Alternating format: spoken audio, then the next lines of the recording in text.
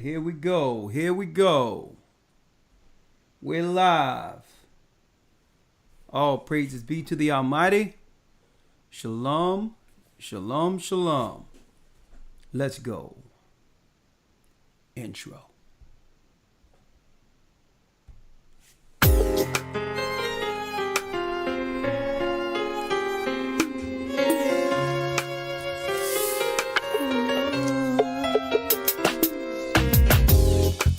The East is where we're from. We're from the East. Come on.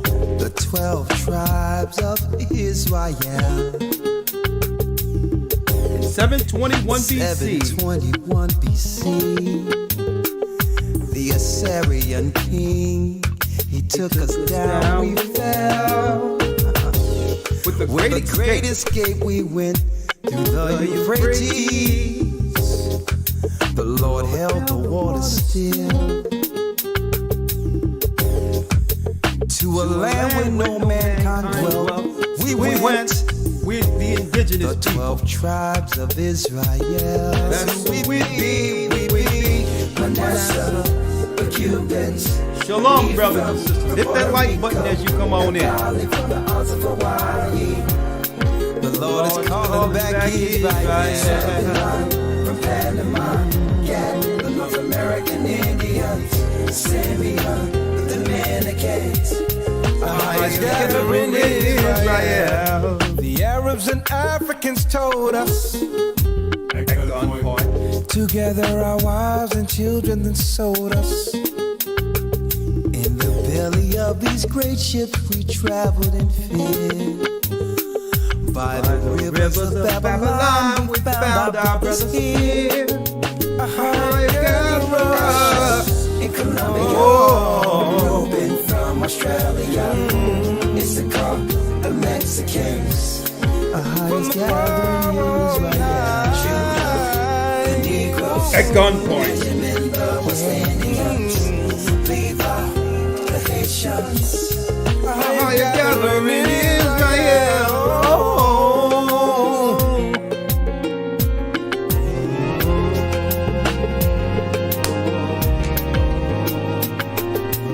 World built on lies. Our lesson tonight, or our discussion rather.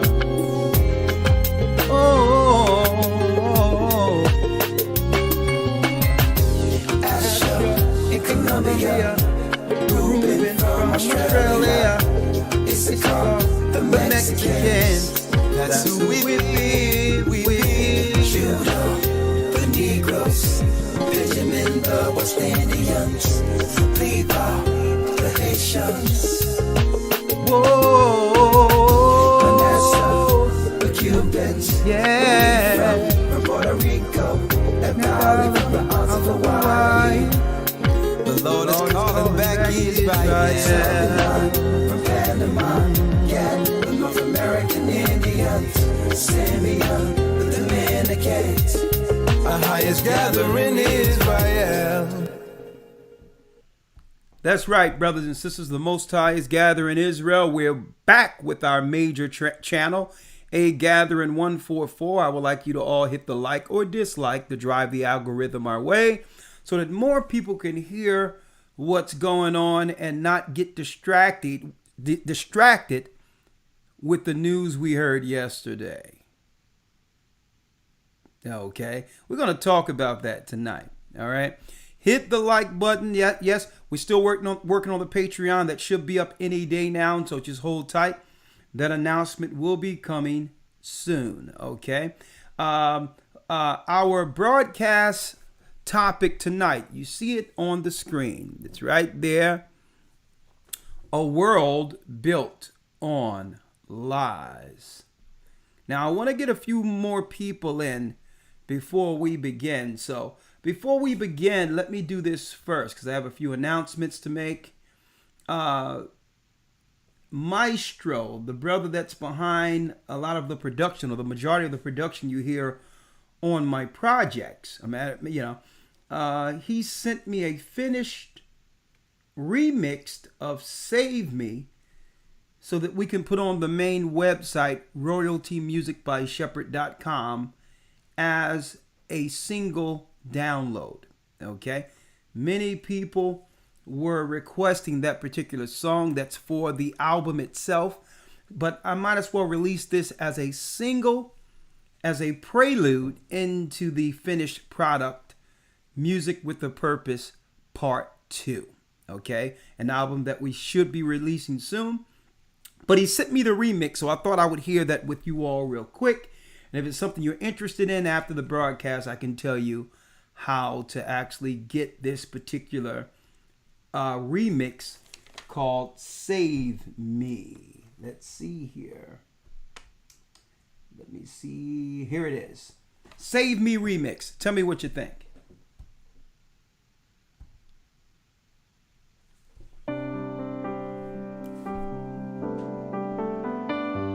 Hey,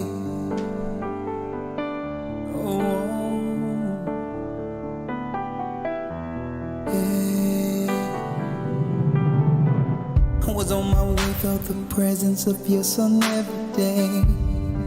Every day, I let go of your hands. I'll let go of your hands. And now I feel a change. And now I feel a change. Close the door, fall to my knees, and I began to pray. Oh, help me, the cares of the world, The cares of the world. slowly pulling me away. Now I hear a voice. Now I hear a voice calling me to the light,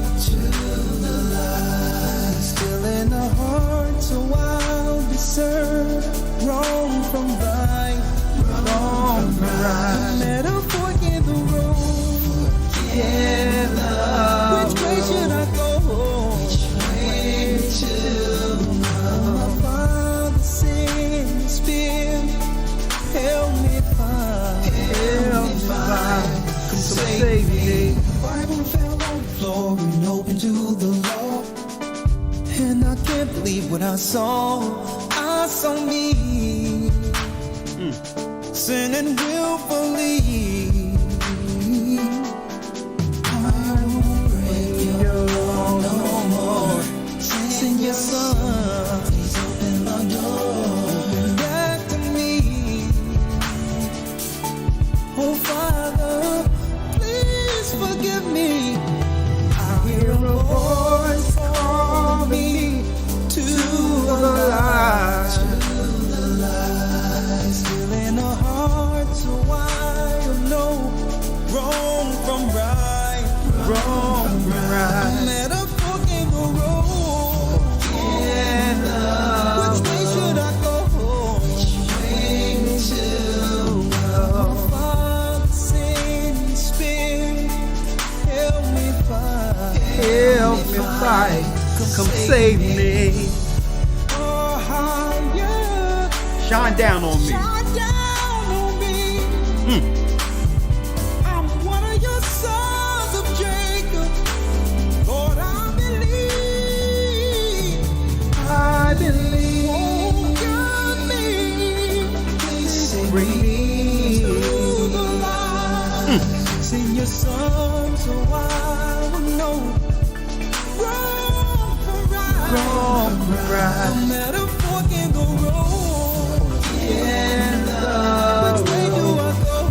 Which way to go? Father, send your Spirit, help me find.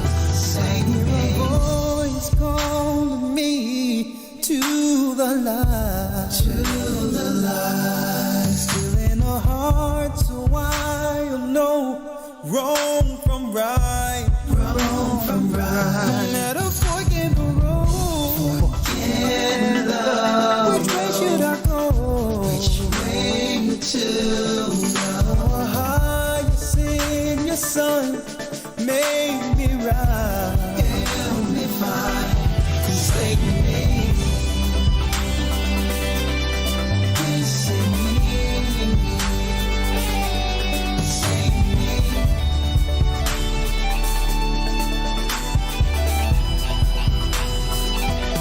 Come save me.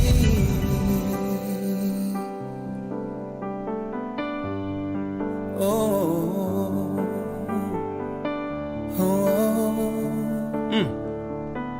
come save us. Come save me. Okay, maestro.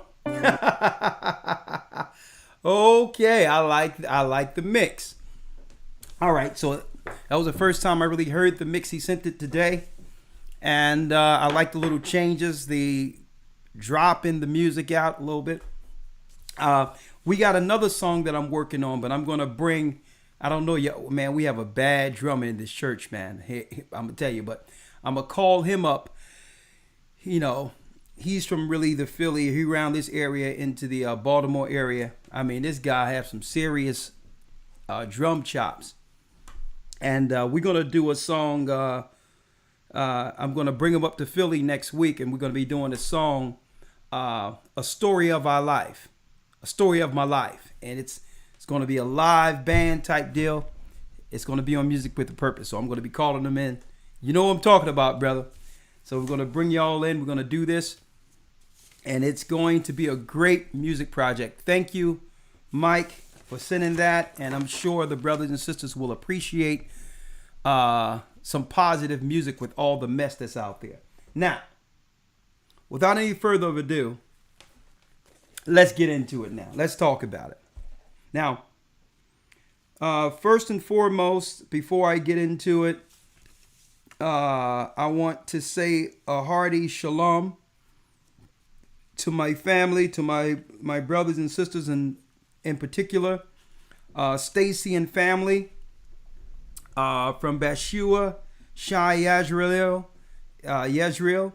and they have they're part of the Arizona body since 2017, and they sent some beard oils and all those things we have here, and I want to say thank you, sister, we have your products. We really appreciate it. And, we're going to be using some of this stuff, the hair oil and all those things. We appreciate that. And I hope you're part of the GOCC network. I want to just say that.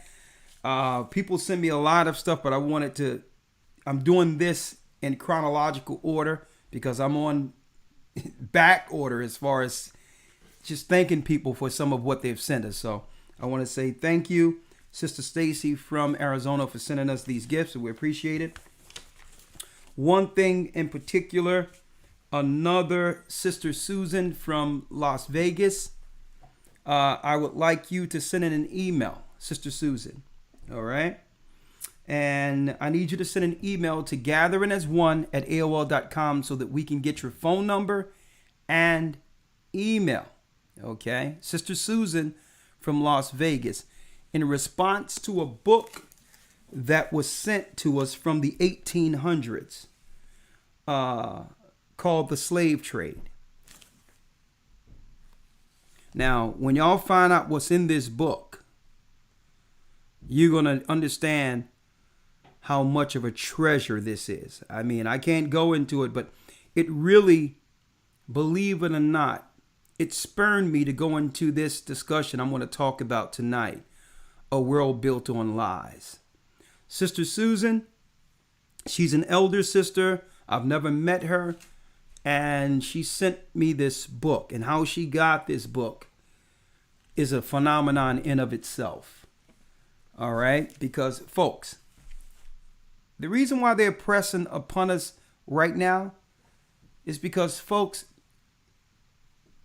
everything we've been taught in captivity outside of our homeland, Zion, was a lie. Everything. They shaped history to teach us in schools and all that, not just to lie and embolden their own race above us. It was to keep us from finding out the truth.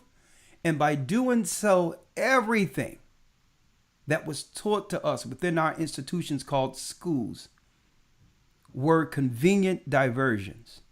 And I'm going to talk about that tonight. A world built on lies. As much as I can put out in this particular letter, I'm going to talk about. Sister Susan send us an email, gatheringas1@aol.com. Send us your name. We got your name here, but send us your email and phone number so that we can fulfill your request. Okay?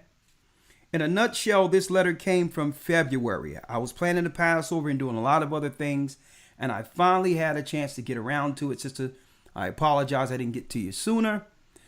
We finally cracked open the book, and boy, folks, everything they told us here in America was a lie. This is why I cannot celebrate or get excited about any verdict they gave us yesterday to pacify our people. And wait till, lawyer, I don't know if you, lawyer in a second, I don't know if you've seen my monologue, but hey, it's going to be a nice one. February the 11th, she sent this letter. And the letter reads, Shalom, Elder Ricard Shiar. While out shopping, I came across the bookstore that was closing, and I decided to go inside and purchase several books. They had a section of books on slavery. This book was locked up, and the owner escorted me to the locked case and put it in my hand. Now, this book I have right here, falling apart from 1807 or something. It was locked up in a vault. This book was locked up, and the owner escorted me to the locked case and put it in my hand and said she thought that I should have it. She gave me the book at a great discount. As I tried to read its pages, it started to come loose. Don't worry about it, sister. We're going to put it together. But at the moment she put it in my hand, I believe the Most High God put it on my heart to send it to you, and that is what I'm doing.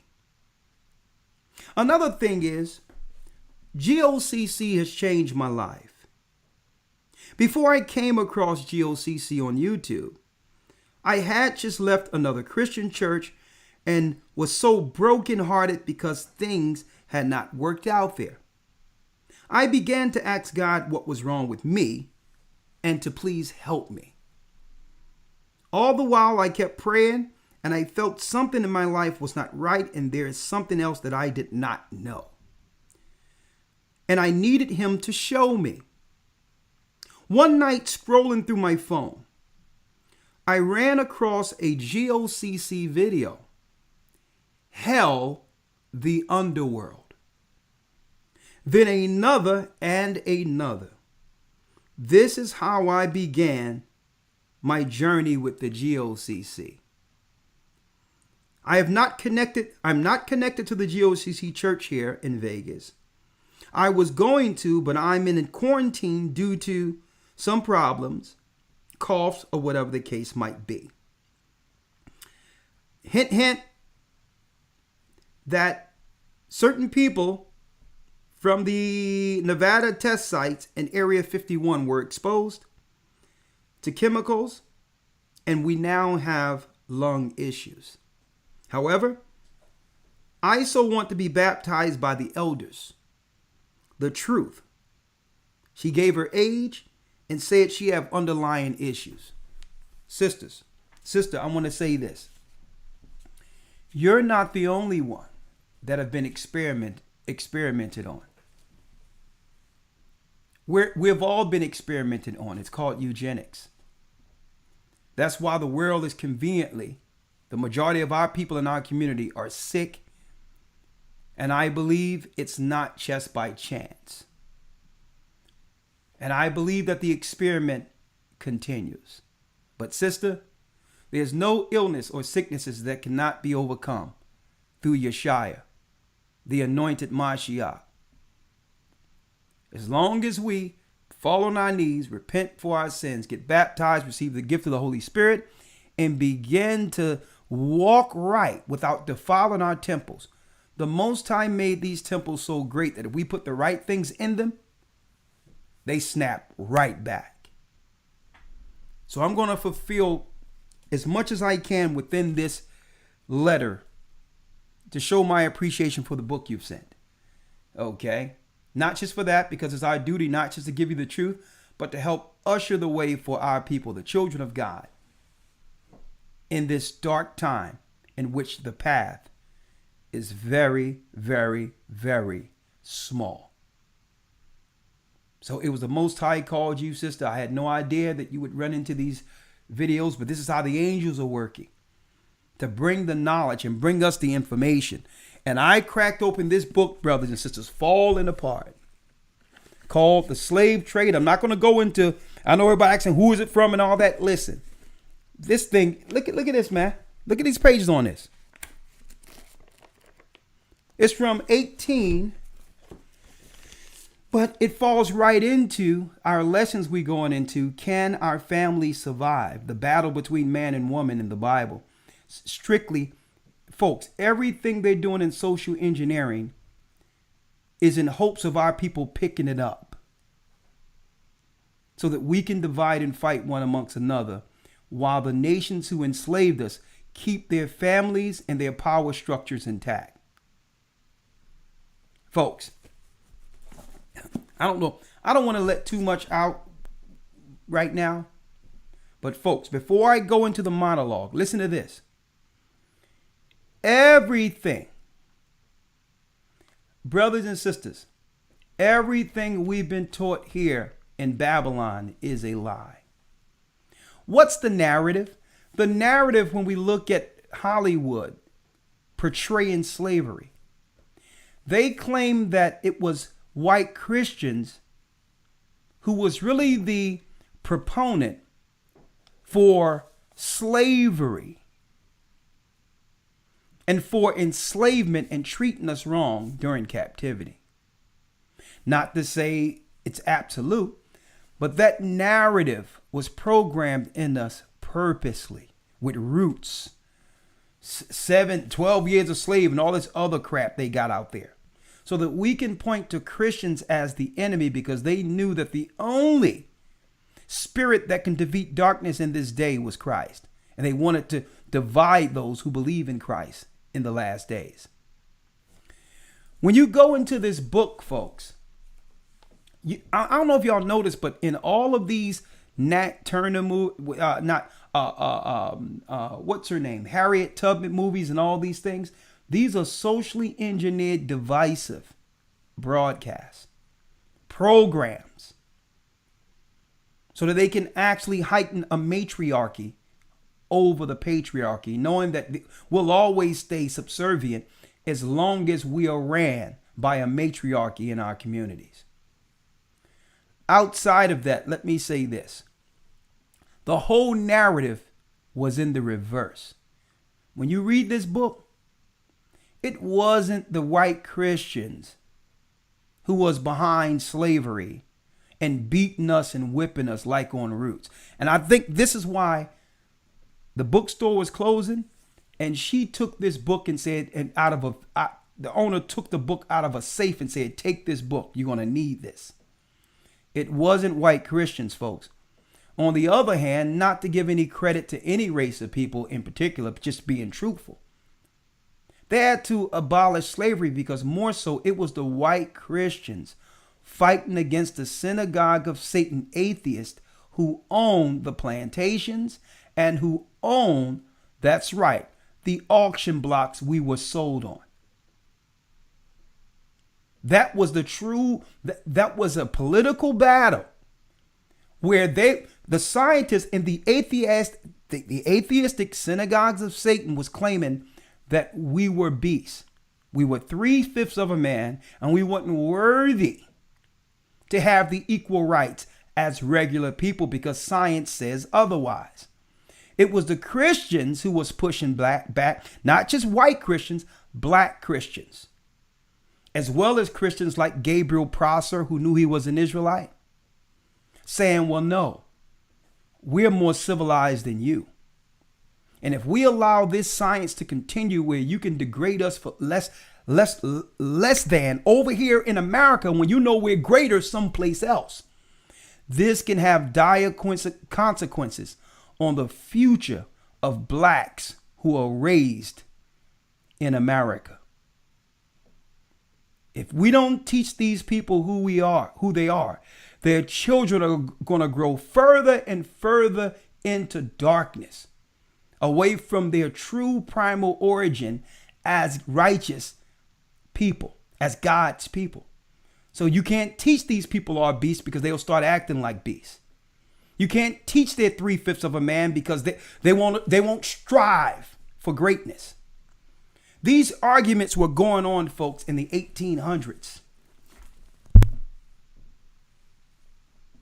And it wasn't white Christians who were behind captivity. Not that they didn't benefit. Because back then there was a lot of different markets for slave labor, such as it is today. Okay? There's a lot of markets for slave labor. And whoever had the money could play the game. Regardless, it doesn't matter your religious persuasion. But those who really believed in Christ back then were pushing back on the synagogues of Satan. The atheistic synagogues of Satan, who wanted us to stay subservient under their foot forever. And it was more so the Christians fighting our cause. But Hollywood, every time there's a bad slave owner, purposely they're holding a cross or have a cross around their neck. It's a white Christian leaving the church, then going out and raping someone. It was a program to divert us from the people who was always demonizing and destroying our people from behind the veil. It's in this book, folks. They didn't want those who believed in Christ to unite at the very end, spiritually against the dark gods they serve. So the better way to do it was to pit the blacks who they knew who were Hebrews, who would one day come to the knowledge of themselves, to pit them against what? Those who believe in Christ. To pit one against another so that the Satanists can rule above us. But hey, don't believe anything they're telling you. You want to know who's behind slavery? Look at the people who own, that's right, the markets. All of the markets, and I'm speaking of the markets, the trade markets in the earth, began off of slave labor. Slave labor here in America and Barbados, the West Indies, where it was our people, mainly cotton and tobacco, which is the foundation of the markets. They built the markets off of us, and it had nothing to do with someone, a Christian, lying to us to put us in slavery and all that. It was the Bible. From one generation to the next, it was the Bible that galvanized resistance against evil. It was those who believed in the Bible from one generation to the next, from Gabriel Prosser to Nat Turner, all the way up to us today. It was the Bible that galvanized us together against the darkness, the ministers of evil. And it was those who believed on Christ. And it's in this book. And folks, I don't know, like, we don't have hours to go in history books like we do in the academy. And if y'all think the academy is just a regular thing to do, I'm going to tell you, ask the people that was in the broadcast or that was in the academy last Sunday. When we went to the creation of the universe, the truth of the portals around the earth that was made before the earth. Okay. Windows into our realm.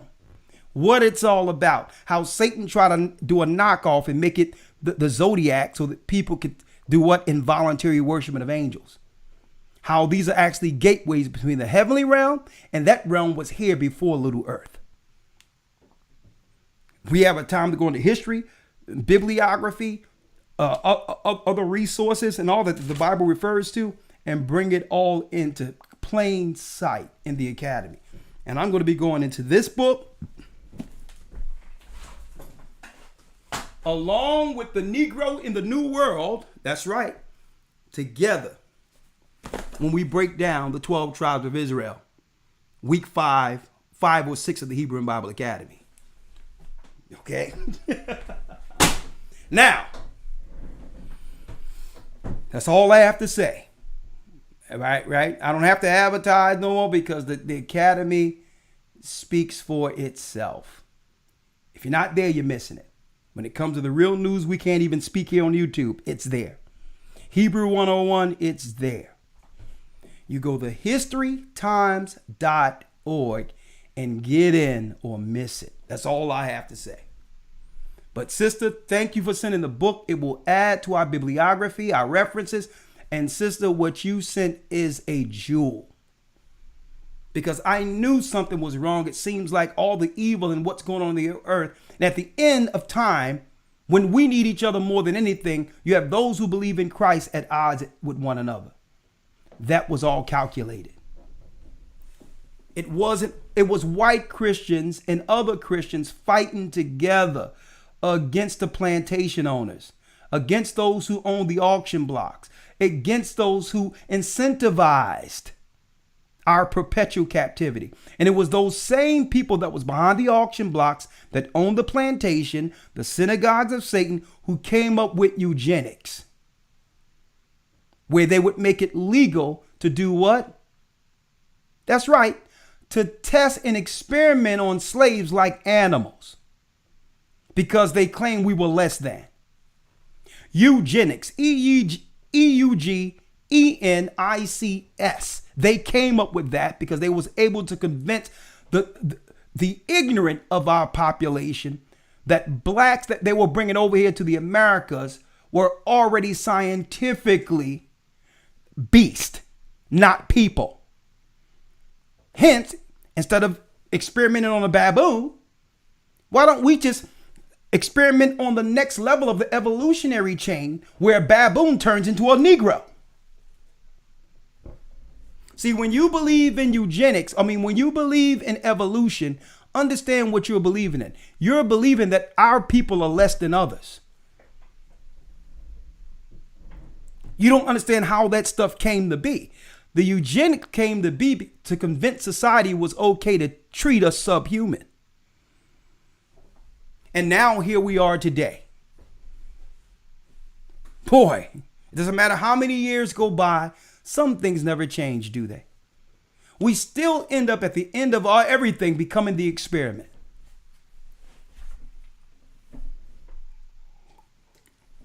Speaking of that, elder lawyer, let me. I think I had enough. Lawyer, here come my monologue now. You there, yes, lawyer? Sir. You with me? Yes, sir. Yes, sir. Okay, here we go. Hold up, wait a minute. Here we go. Hold on, lawyer. Because it's time to celebrate. Yesterday was monumentous. All justice was served. All fair use. All across Minneapolis, outside the courthouse, as the verdict rippled across that city. Fair use.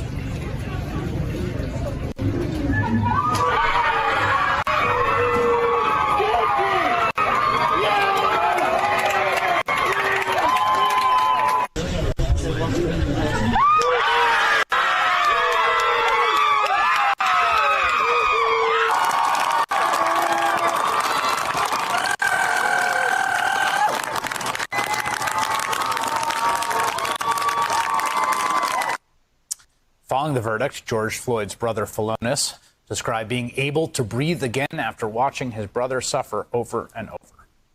Oh, he's able to breathe again. It's time to go in. A world built on lies. Check it out, other lawyer. I need you to chime in. A world built on lies. Justice or deceit? Was true justice served yesterday?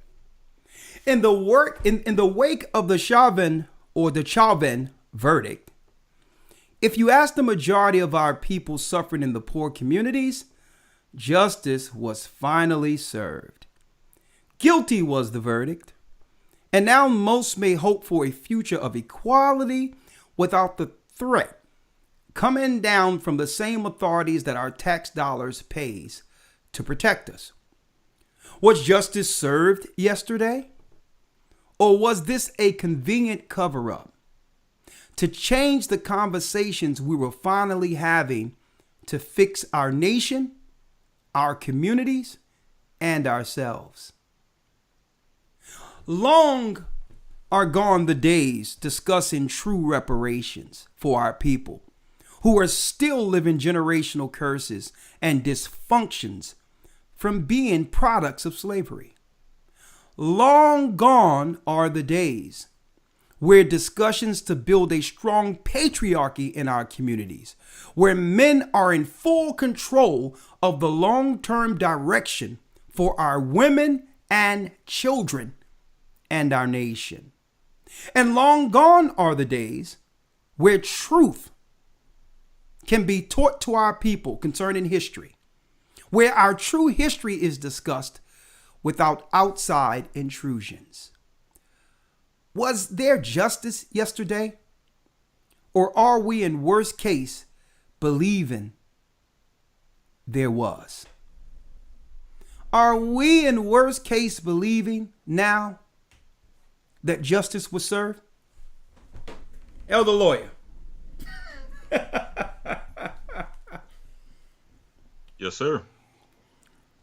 What do you think about the verdict? Well, if you'd ask me personally, I think that, and there's a scripture I actually wanted to read that I was looking for in relation to this here. Go on. I'm just gonna reference it. You know, the scripture says that our people, just slightly referencing the scripture. I know I may get the wording a little bit wrong, but the scriptures speak about the relationship that we have as the children of Israel with oppression, in the sense that it says something to the effect that we love oppression, or we stay on oppression, something to that effect. But nonetheless, I mention that to say that it seems that our people, they celebrate these things, not in hopes of things ever changing, more so in hopes of now having an excuse to now go back to sleep and feel comfortable, to make themselves believe that something has changed, that the battle has been won, oppression is over, justice has been served. We can now go back to sleep. We can now go back to our dreams of becoming successful in the place of our captivity, or what have you. Whatever ideas our people have about this place, as the Bible says, we love oppression and stay thereon. So anything that can get us back into that position of staying and loving that oppression, loving the place that we're in this society, while at the same time getting little symbols, I guess you would say, symbols of justice without anything really tangible. Anything that comes in that particular form, we tend to take hold of it because, again, it puts us in a position where we don't necessarily have to do much of anything. We don't have to change anything. We don't have to fight for anything. We can just feel as though that something has been given to us. We've received justice. Now it's time for us to go back to sleep. Well, I think you hit the nail on the head. And I'm sure Elder Gabar is going to chime in a little later with this also. I'm interested to hear his perspective on a few of some of these things. But just picking up from the scripture, the basis of the scripture you've just mentioned, Isaiah 30, right? Isaiah 30 and 12 mentions Elder Yes, sir. Lawyer. Wherefore thus saith the Holy One of Israel, because you despise the word. Because, I mean, how many times we hear, Elder Lawyer, where after something heinous or destructive happened amongst us, our families and whatever, and we all get together in church when someone dies or whatever the case is, or something happens where you have to sit and reflect or you know, and what do we say? I hear this over and over again. I've been hearing this since a child. Man, we got to do better as a people. We got to stop this. How long? Why can't we come together? I don't want to hear that crap anymore, because the word a long time told us how to come together. But the question is, Elder Lawyer, and I'm going to pose this for the audience tonight also. Do our people really want to come together? Do we want truth or lies? Because if anything, what I seen yesterday, this is what we want. We want the idea of justice. Because something like that doesn't come with any level of accountability in which we can execute our own. We want the idea of the lie, because with the lie, if they're taking care of things. There's nothing we have to do going forward to better ourselves. How long have we heard this? And we sit there crying after a funeral, someone we love got shot or drilled, and man, we got to do better, man. I've been hearing this same crap. Lawyer, I don't know how old you are. I don't know whether or not. I remember coming out of John Singleton's movie, I think his name, when Ice Cube and all that came out there, and there was a movie called Boys in the Hood. Yes, sir. I don't know how old you. I don't know if you was around when that came out, but I was a kid, walking around, with a zoot suit on, with a Gumby like Bobby Brown, somebody walking around, and we coming out of the movie, Elder Lawyer, and we looking at each other, and we sitting there wiping the tears from our eyes, saying, you know what, man, something gonna have to change. Boys in the Hood, And now that I look back at it, it's that same feeling we get like when you see something like yesterday. It's like Absolutely. But the whole thing is, check this out, because I know I'm rambling on because there's so many thoughts coming at one time, so I'm gonna slow it up. Isaiah 30:12 says, "Wherefore thus saith the Lord, the Holy One of Israel, because you despise the word." If we wanted to get on code and change and stop what we're doing against each other and finally deal with truth to fix ourselves, if we wanted to, the blueprint has been here the whole time. But I digress. Christ, the Most High said right after that, because you don't want to follow my word, because my word is clear, and trust in oppression and perverseness and stay thereon. That means how can you trust the same people who put you in this condition to serve justice? See, but they create the narrative to make you believe real justice was served. That whole thing was a narrative politically shaped. Lawyer, if you understand, there was a lot of conversation going on in our communities, Elder Lawyer, before the George Floyd political campaign. I'm not talking about the murder. I'm not here to say what happened there. No one should be murdered. I'm talking about the politicizing at a convenient time during an election year of a black man. There was a lot of conversation that was happening well before George Floyd was killed, that if we had those conversations, our community wouldn't have to worry about cops coming in and putting their knees on black men, saying and him screaming for mama, saying I can't breathe. If we had those discussions, you understand, there would be no people coming and destroying us. Do you remember the conversations that were happening, Elder Lawyer, before they politicized George Floyd? If I can remember correctly, there were a lot of talks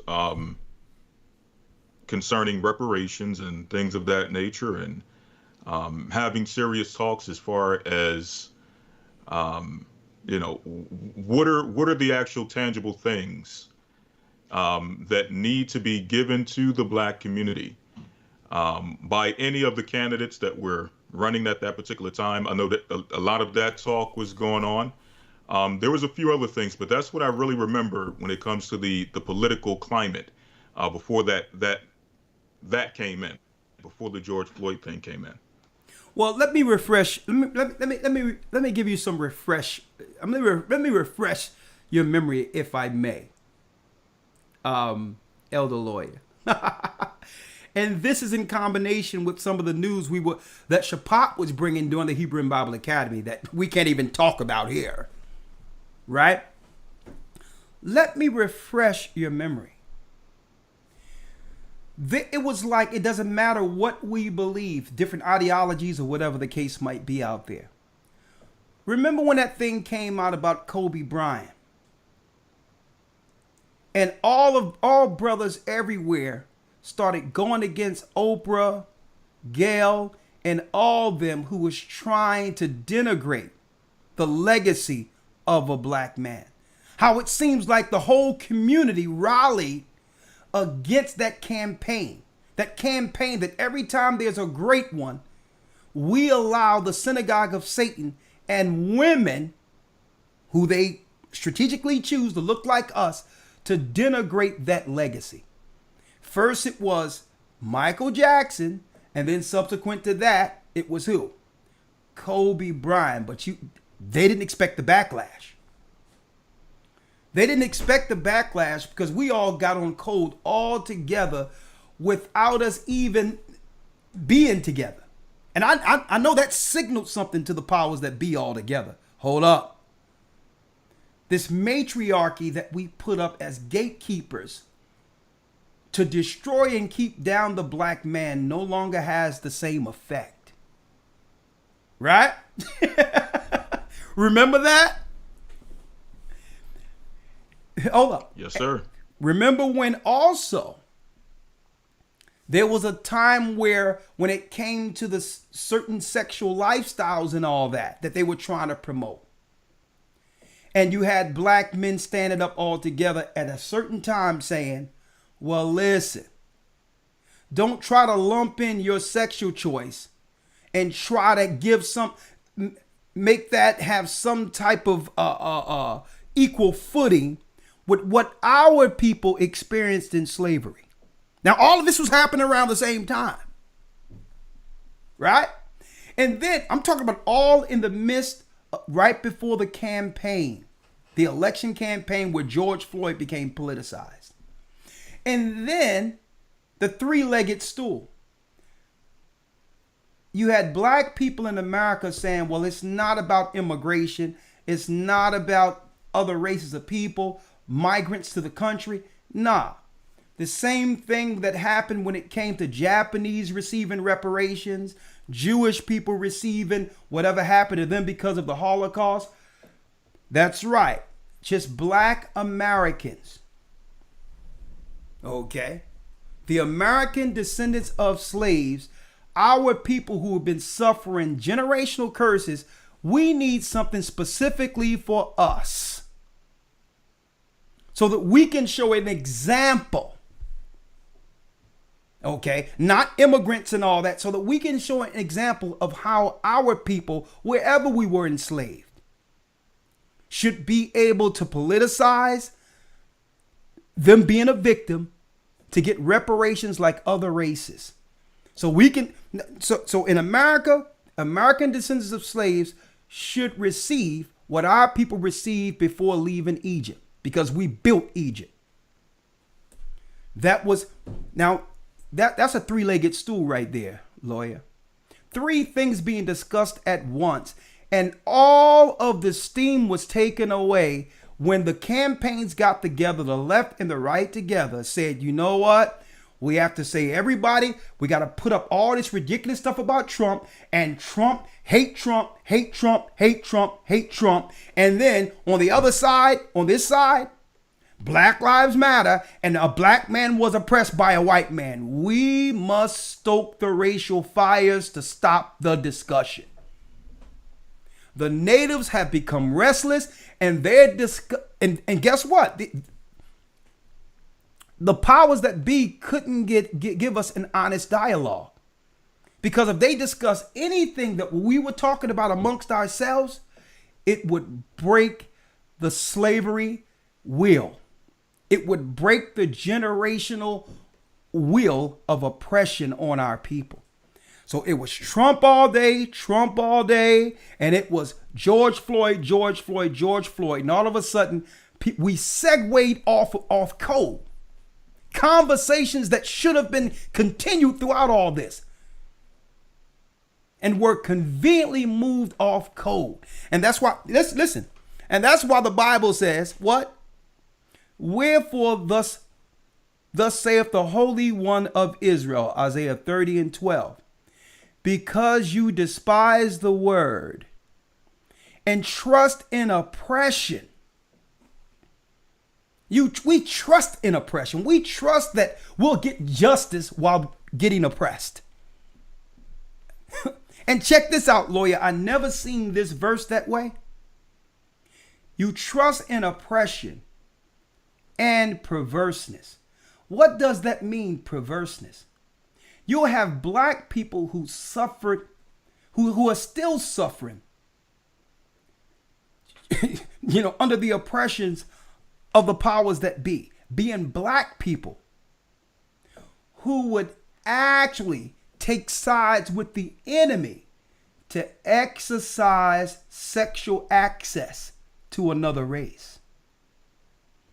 They'll betray their forefathers who have suffered in this earth, being a black man or a black woman. They'll leave that out on the table altogether and forget it if they can have sexual access with the same sex of another race. So not only, check it out now. I never looked at this perverseness like this. This is why they've politicized sexual choice. Because there's people who would betray their nation, their race, for access to sexual activity with the same sex of another race. They'll give it up. They'll align themselves. I'm not a minority with you. I'm over here as a minority because it gives me access to same sex with the white man. Same sex with the white woman. A weapon. This is why they've separated and made sexual choice a minority. Listen to this. Wherefore thus saith the Holy One of Israel, because you despise the word, and that you trust in oppression and perverseness, and stay thereon. You're not looking for justice. You're just looking for opportunity to exercise, do as thou wilt during this oppression, during your captivity. And folks, the 13th verse reads, therefore, because you really don't want real justice, you really don't want to get yourselves together, therefore this iniquity shall be to you as a breach ready to fall, swollen out in a high wall, whose breaking cometh suddenly at an instant. You'll never have a strong foundation because the enemy know you. He know your breaking point. He know you're easily triggered racially. He know you're easily persuaded sexually. You'll always have a breach or a card the enemy can play to break up any true dialogue that would mean true justice. Whoa. Whoa, here we go now. So this is what our God is saying now. For thus saith the Lord. Listen to this now, the 14th verse. And it shall break it as the breaking of the potter's vessel that is broken in pieces. He shall not spare, so that there shall not be found in the bursting of it a shed to take it from the hearth, or to take water withal out of the pit. For thus saith the Lord God, the Holy One of Israel, in returning and rest shall you be saved, and quietness and confidence shall be your strength, and you would not. He says, I can guide you through all this and break the nations for you, but you will not come together. You won't come to me for justice. You'll rather accept their repression as justice. Now, for those who just came in, hold up now. Make sure you hit the like button, because some people out there believed yesterday there was justice. I believe what happened yesterday put our people back at least 5 to 10 years. Because at least we were having the correct discussions before what? Election time 2020. I believe that verdict yesterday put us backward. Because we were having a dialogue that the powers that be in every area, they had to address what was being said, because God was resonating. For one time, we weren't listening to the outside noise and was coming up with solutions amongst ourselves. Now what? Now what? Huh? Let's talk right now. Let's talk. Because y'all must have known that we was going to quantify and put this thing in its proper context. Let me deal with this monologue real quick, Elder Lawyer, real quick. In the wake of the Chauvin verdict, if you ask the majority of people suffering in the poor communities, they would tell you yesterday justice was finally served. Guilty was the verdict, and now most may hope for a future of equality without the threat coming from the same authorities our tax-paying dollars pay to protect us. We pay these guys to protect and serve, only for them to do what?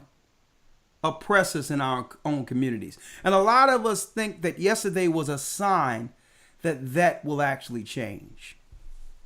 Well, I'm going to ask you all today, was justice served? Guilty was the verdict, and now most hope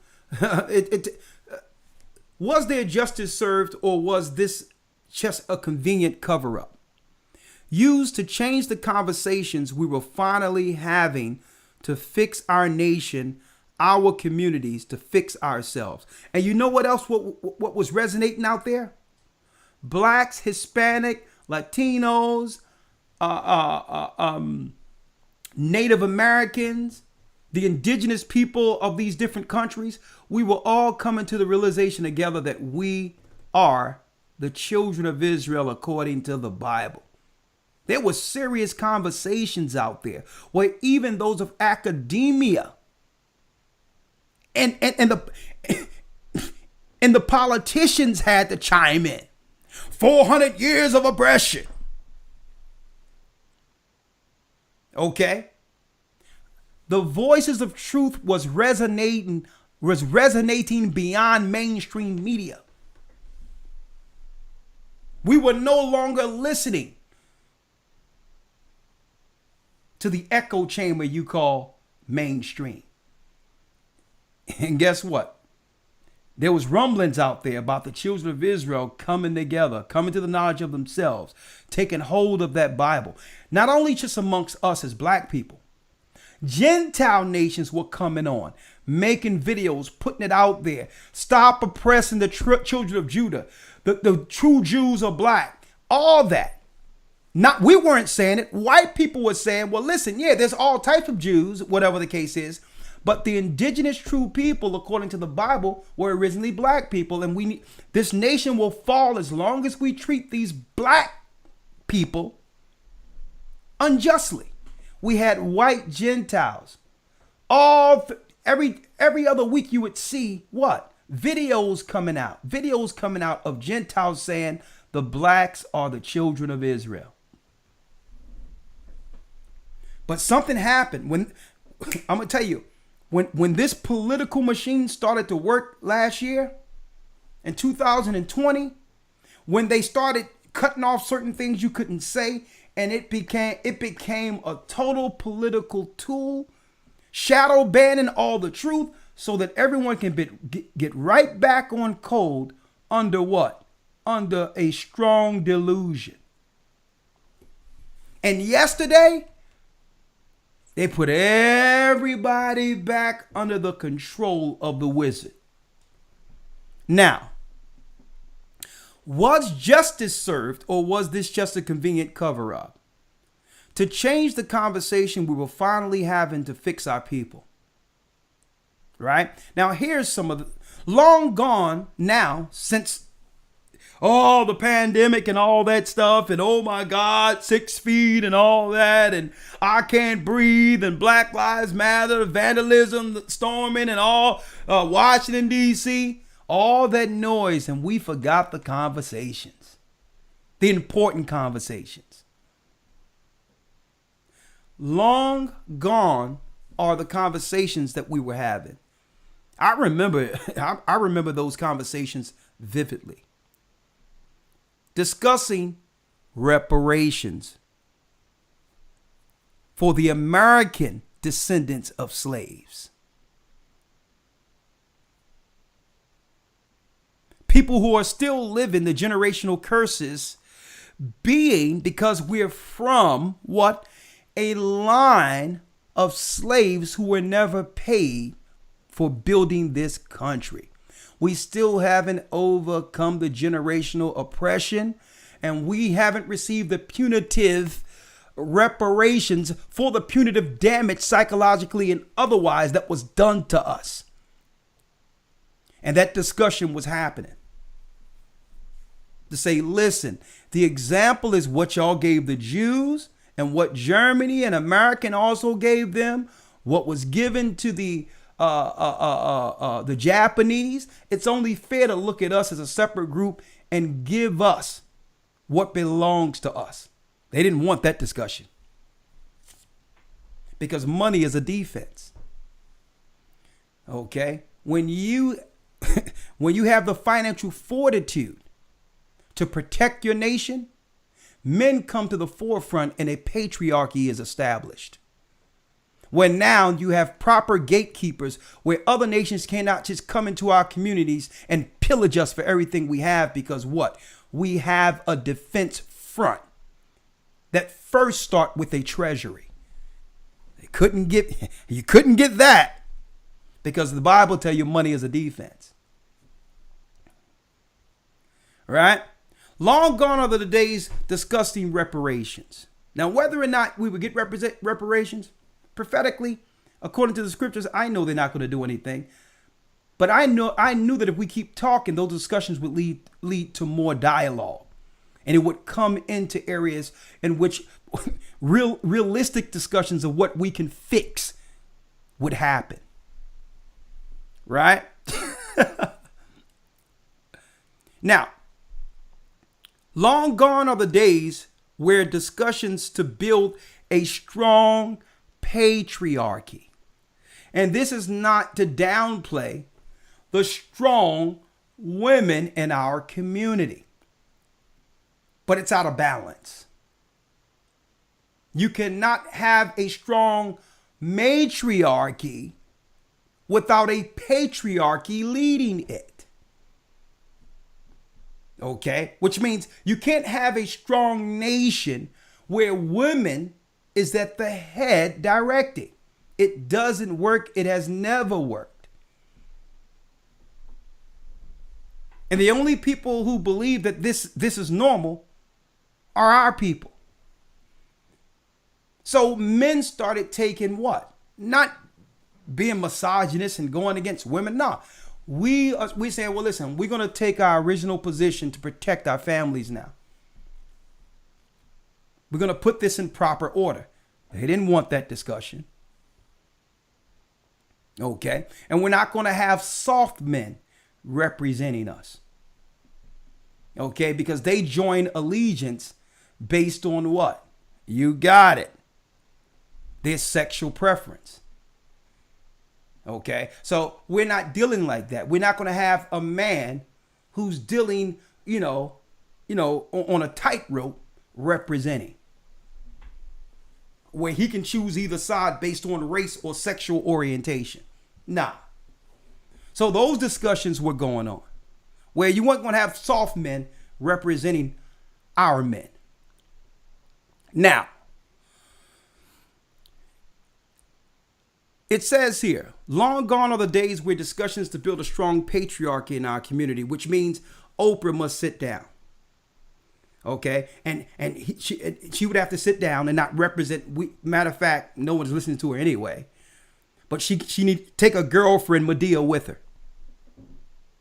Okay, we were having those discussions about how is it that every strong man, when he gains some level of position or prestige, must put on a dress. What examples are we setting for our young men, generations to come? Where every great man they can look up to eventually puts on a dress. Those discussions were going on. Now, people can wear whatever they want. That's their business. But I'm talking about the discussions that were being had. Right? Now, and long gone are the days where truth, historically concerning our people, can be had without outside intrusions, other people chiming in to give us their take on our history. We were cutting that crap out too. Because why? Me being an Israelite, I don't need validation by another race of people. I don't need a white Christian to come in and give me his take on who I am. Okay? I don't need a Chinese Christian to come in. I don't need an Arab Christian to come in or an Arab Muslim to come in and give his take on me staking claim to my identity. And it's time those conversations come back. Elder Lawyer? That's it right there before we open up the discussions, because I want to ask the people, do they feel justice was served yesterday? Anything you have to say, Elder Lawyer? No, sir. No, sir. Let's turn it over to the people, and we'll get some of their insight as to what they saw from yesterday, what they gained from yesterday, and we'll take it from there. Okay. Now, while we're going into that, I thought it would be the perfect time. It seemed like there's some static on your line, Elder Lawyer. I'm not sure. It's okay. I'll just turn it down. It's fine. Okay. It's better now, whatever you did. I thought I would just, since let me see what we have here. All right. You know what? And why am I putting it out there right now?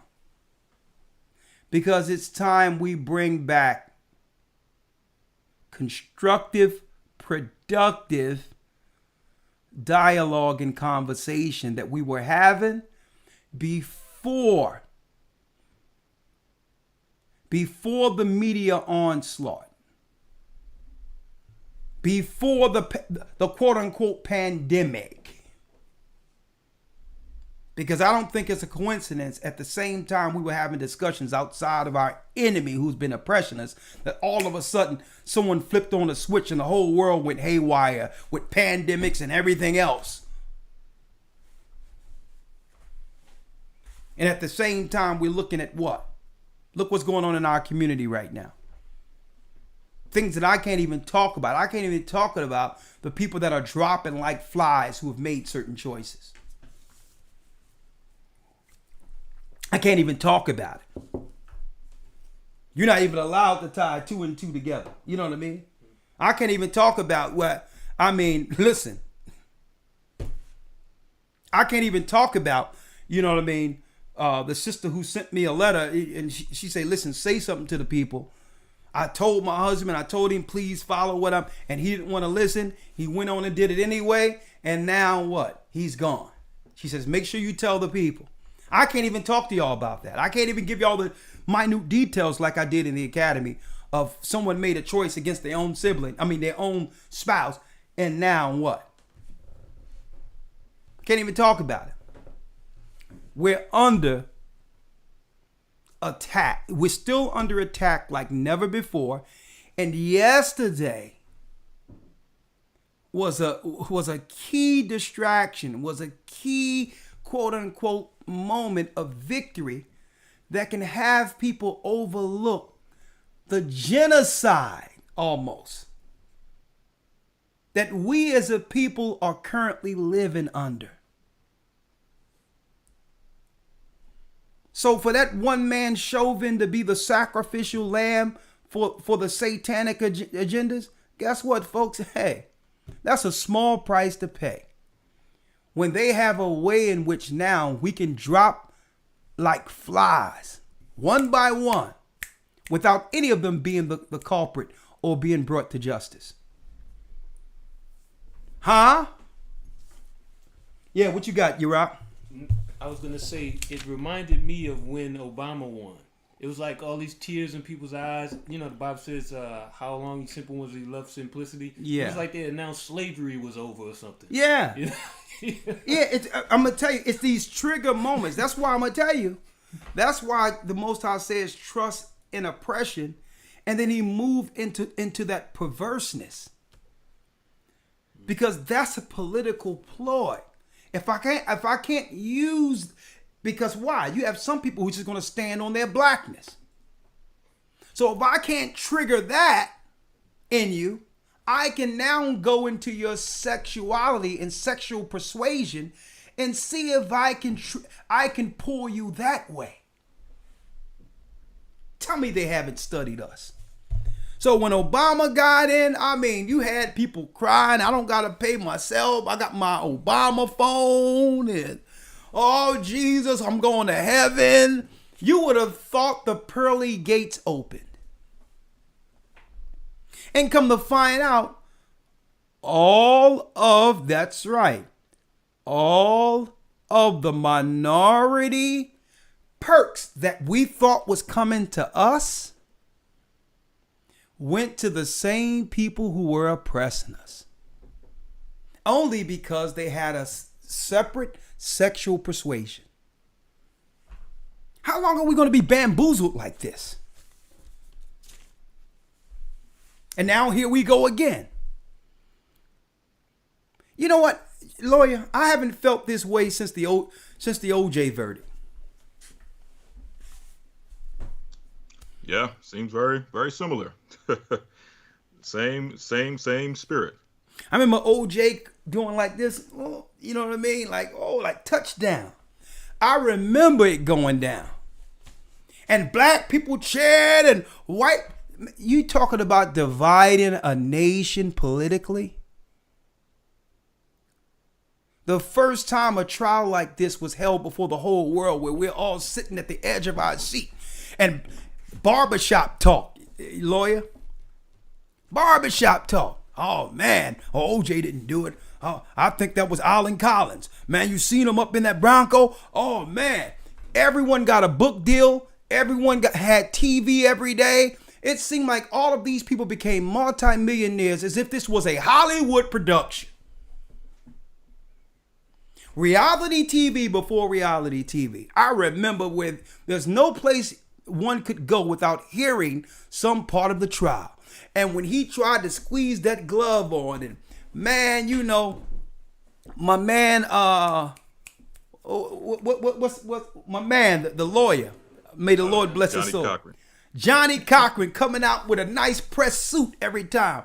You're hearing about Kardashian before there was Kardashians. The Kardashians is sitting up in there, and he in a nice suit, and he's sitting there with the hat on. If you don't fit, you must have quit. And black people like, yeah, man, that's a sharp Negro. Man, let me tell you, man, it was Hollywood worthy. Man, the power of media. When are we going to get back on code and understand what's going on prophetically? When are we going to understand on how, according to Bible prophecies, where we are, how close we are to the mark of the beast? and how close we are to 70 AD on steroids all over the earth, where our people are what? Have a trench made around them, like we spoke about on Saturday, cannot go anywhere and have to work off their debt in debt prisons. All of that is coming soon.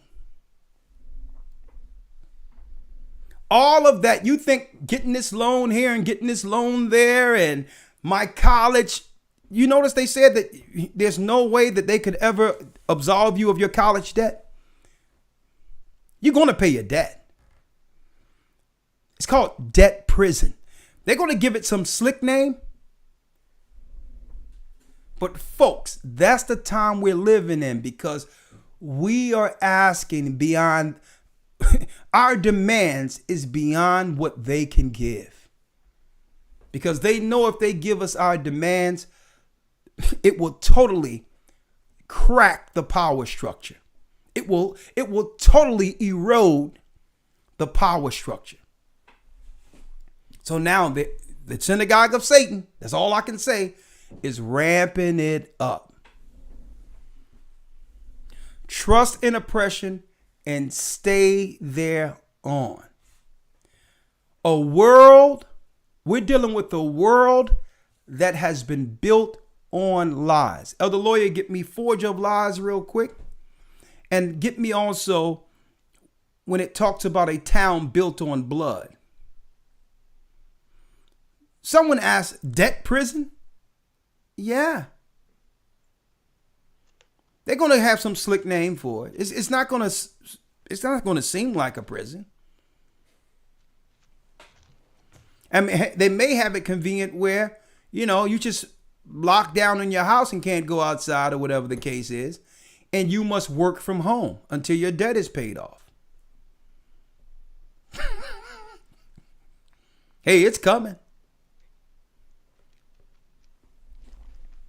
Let's get the Forge of Lies. And while we getting there, I'm going to show you some groundbreaking news, because it shouldn't be just good news for us black folks, right? You know what I mean? Justice, guilty, guilty, guilty, right?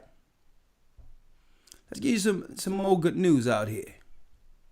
Finally, there's a dating app. Now, I'm going to go into this more so this Sunday in the academy. Finally, there's a dating app in the works for the LGBTQ Christians. Yes, really. Now, folks, this is no one making fun. This is no one, going against. This is actually a political website, LGBTQ Nation. This is their website. Okay, so we're not the only minorities getting some just due around here, since you want to just put yourself in a bubble with minorities. At the same time, this is going on. Finally, there's a dating app in the works for LGBTQ Christians. Yes, really. I wonder what the Christians have to say about this. Queer Christians probably aren't looking for long-term relationships on Grindr and Scruff. That's right. They want a more, holy union. See, you can't be one of these LGBTQ Christian and just use one of these ragtag sinful apps like Tinder or Grindr or Scruff. See, you need a more blessed app. Okay? Although it hasn't been launched yet, Believer, oh man, you take the rainbow, which is the bow between a covenant between God and man, and then you make an app called Believer. Where you Christians at? Yet Believer is a social app. There it is. You can't have those sinful apps like Grindr. You know what I mean? That has the wrong connotation on it. It got to be more holy for you. Let's get a new app called Believer.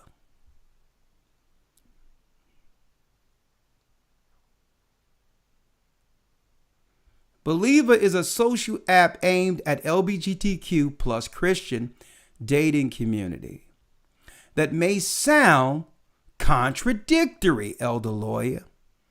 It may sound contradictory, so, I mean, it sounds like a contradiction here, but considering the Bible's passages condemning the lifestyle, because I don't know if I can say that without triggering an algorithm, but the Christian LGBTQ community is larger than you might think.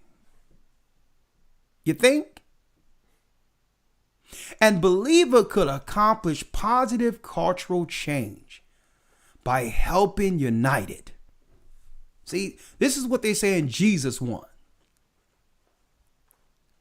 Now, according to the 2017 Gallup poll, approximately 4.5% of people identify as those letters, 1/3 of the alphabet. Of those people, roughly 44% or 55% identify as Christian. That means anywhere between 6.9 or 8.7 million, 1/3 of the alphabet Americans identifies as Christians. Roughly the entire population of New York City, or double that of Los Angeles. It makes sense that an app would want to connect the sizable community. Grindr and Scruff. See that? You can't use that, man. These are spiritual people. They can't be on Grindr and Scruff. Grindr and Scruff probably aren't the ideal venues for the religious queers seeking long-term monogamous, God-loving relationships with people of similar faiths.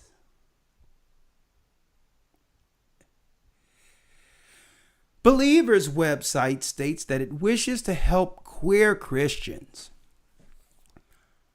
form a lasting, a bond,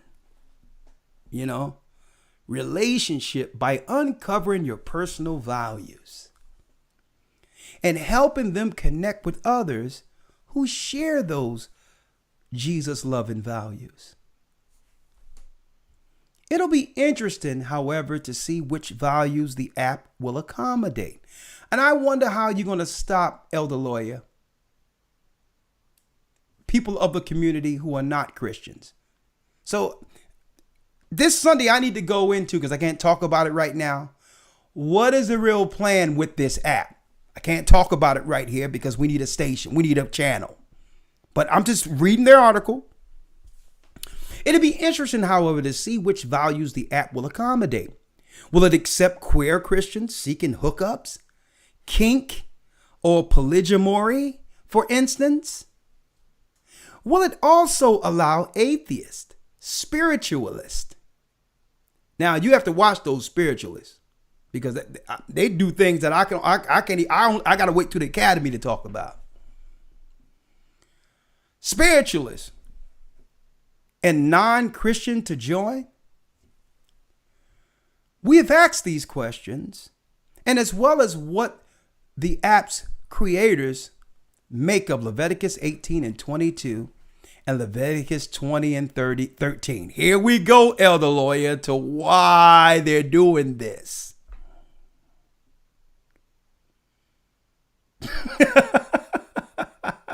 Those pesky Israelites. I can't say that right now, but how do they know Leviticus 18 and 22 and Leviticus 20 and 13 after just highlighting the demographic of people in Los Angeles and New York? And you cannot live in New York without knowing Leviticus 20 and 13 by heart with Israelites on the street. But I digress. I know y'all want me to tie 2 and 2 together, folks, but I must preserve this channel. All right. I'm just going to state, what the queer Christians are stating concerning their new app. right? The Old Testament Bible verses calling man on man sex an abomination, worthy of death.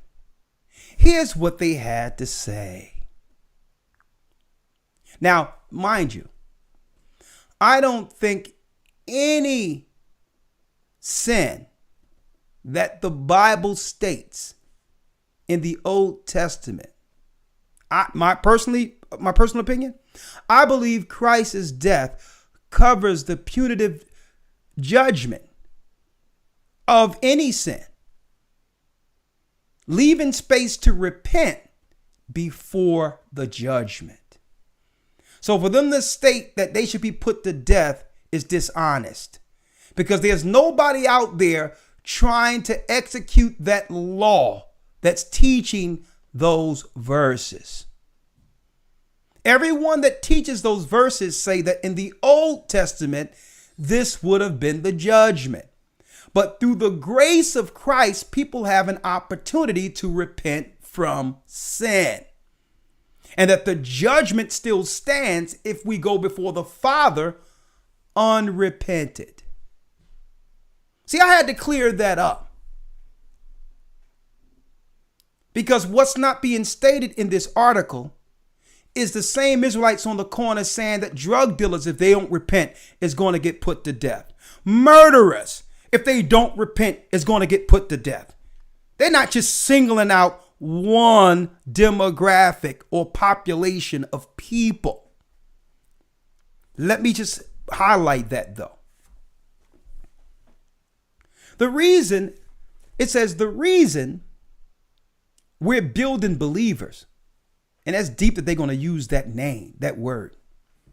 The reason we're building believer is to provoke a space for a diverse group. And I told y'all black people, stop going into these multicultural diversity type of organizations thinking they're talking about you.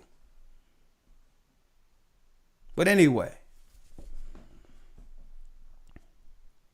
the reason we're building Believer to provide a space for a diverse group of people who have felt too queer for Christians and too Christians for LGBTQ spaces. Now, conservative Christians don't discriminate with the disapproval of 1/3 of the alphabet plus Christians and 1/3 of the alphabet non-Christians alike. We have a broad view of human sexuality and believe everyone has value regardless of their sexual preference. We believe in the basic human truth that we all want to be connected and loved.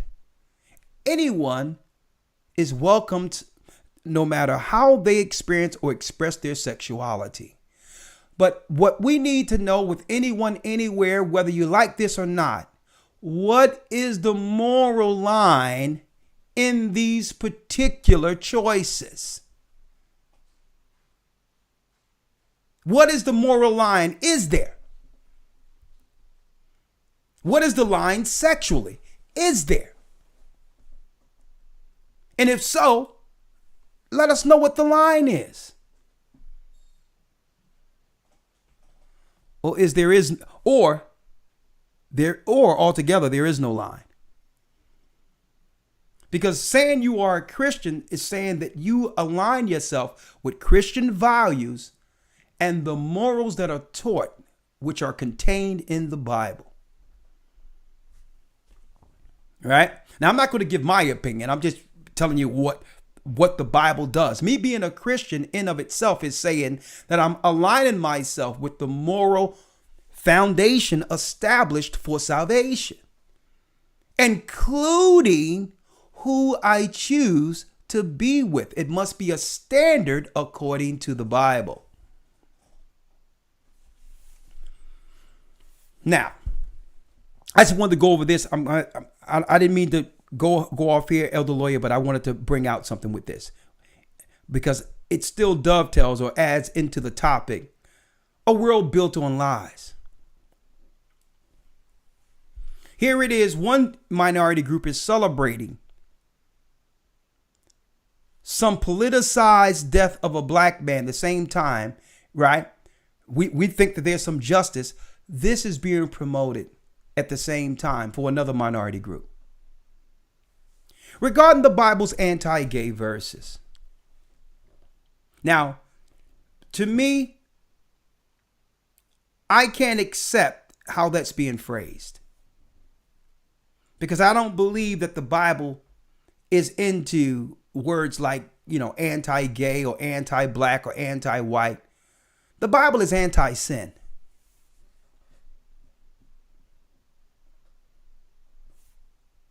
So I can't accept that verbiage. That verbiage, it doesn't fit how the Bible does what? Instill morality or judge matters in the long run.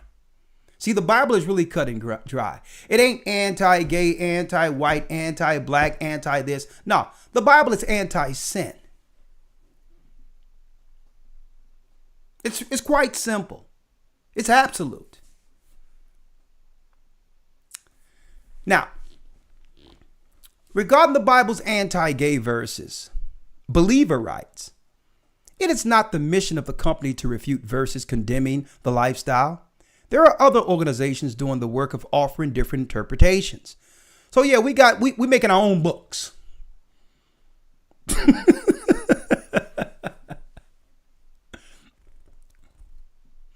You see what happens when we allow them to come along and claim that the Bible was just written by man?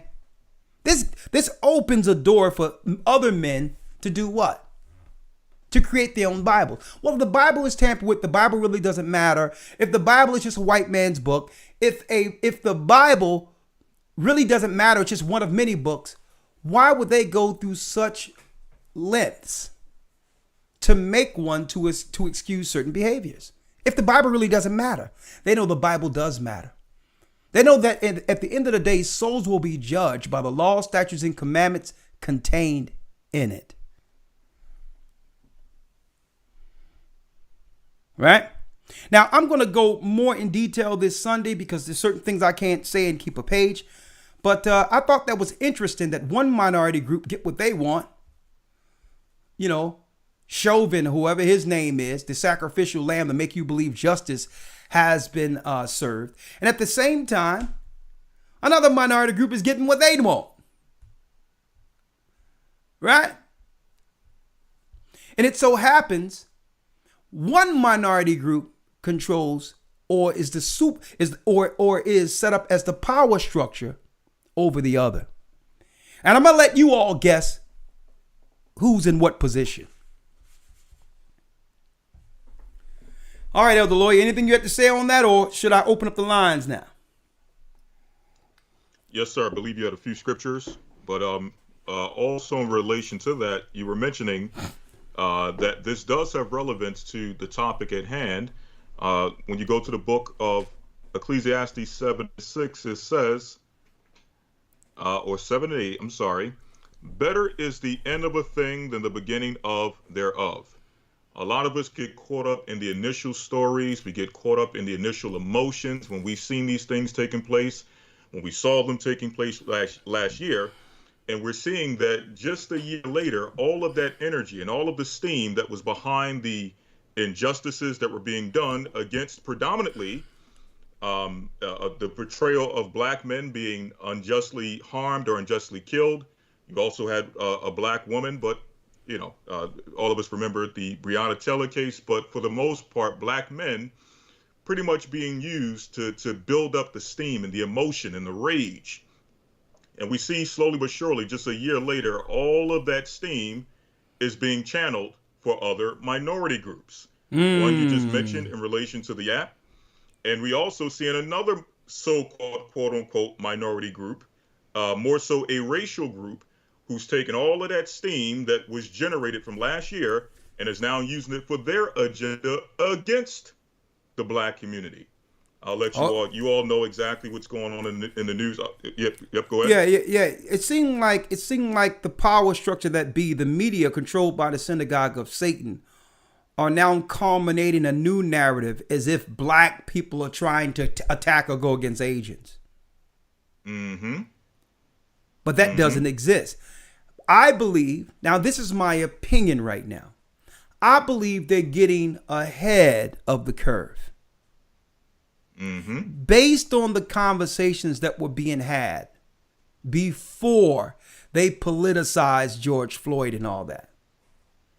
Because they know that if there's a patriarchy where men are setting the standards in our communities going forward, we become the new gatekeepers, and who are directly affected by that in our communities. The merchants who have always financially grandized themselves in our communities. Because that means they'll have to sit down and meet with us before setting up business in our communities. like for instance, I can't go into Little Italy down in South Philadelphia, down where 9th and Washington Street is in different parts of Little Italy, and say, listen, I want to set up a barbecue shop over here, or I want to sell beef ribs up in there. No, they're going to say, no, this is owned by this Italian family. This Italian family run things. You got to sit down with the Don to do business in Little Italy. See? If I want to, I'm looking in Chinatown, I'm like, man, you know what's missing? You know what? I don't see no collard greens and mac and cheese down here. Mm-hmm. Man, I want to set up Black Rick's ribs. Right next to the Chinese store. Black Rick ribs.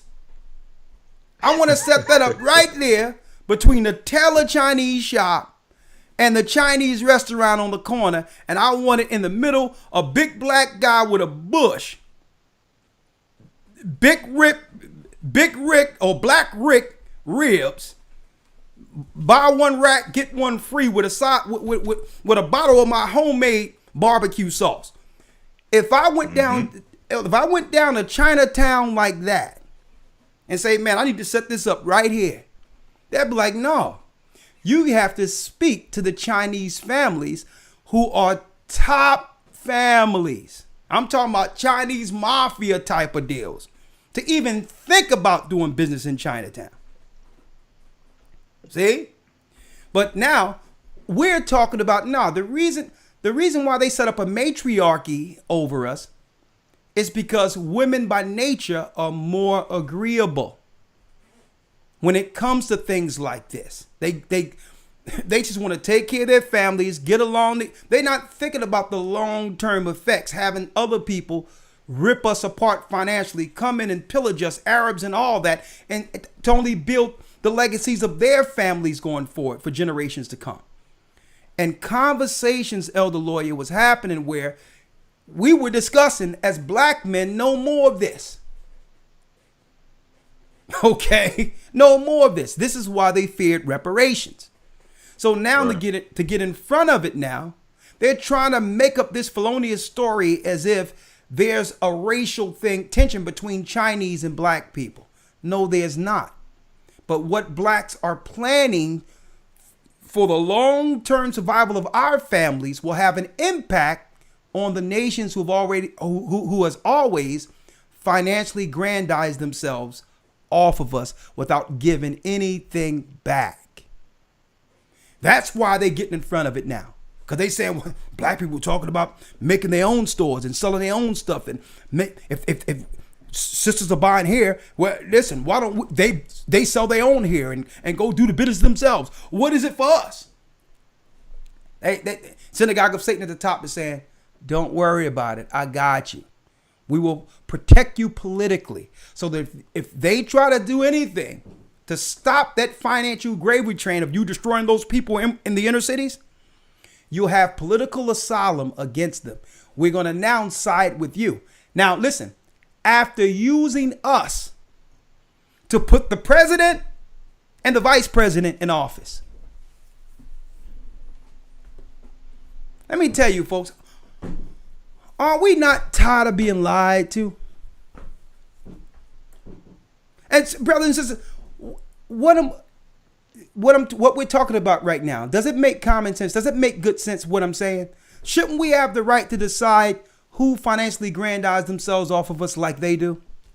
And why don't we have that? We don't have that because we don't have a patriarchy. And see, and that's what the Bible sets up. Men are gatekeepers. Men are gatekeepers. Look at Nehemiah in the Bible. When I say gatekeepers, you have to talk to us before doing business. And folks, believe it or not, in the 60s and all that, it was once like that. It was once like that, folks, where our communities were our communities.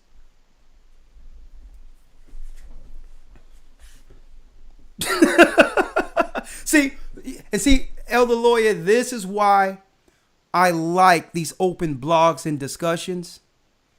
Because for once, since the advent of communications,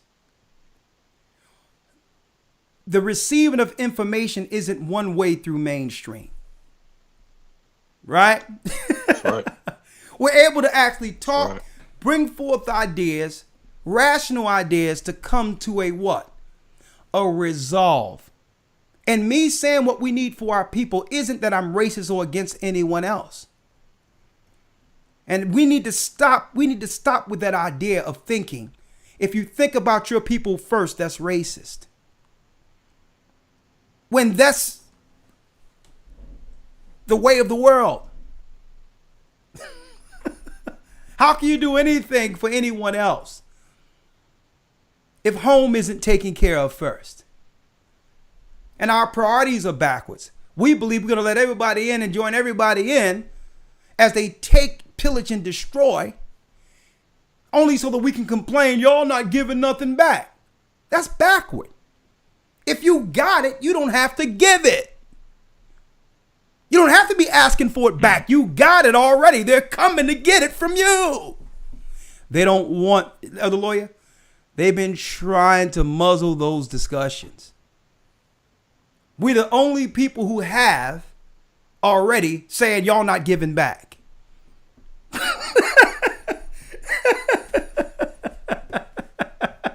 Giving back implies you have it already.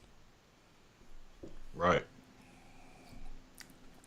Though, and guess what, folks? These discussions wouldn't be possible if it wasn't for this Bible. If it wasn't for this Bible. I don't care what people say about reparations. They can't even talk about reparations. Why?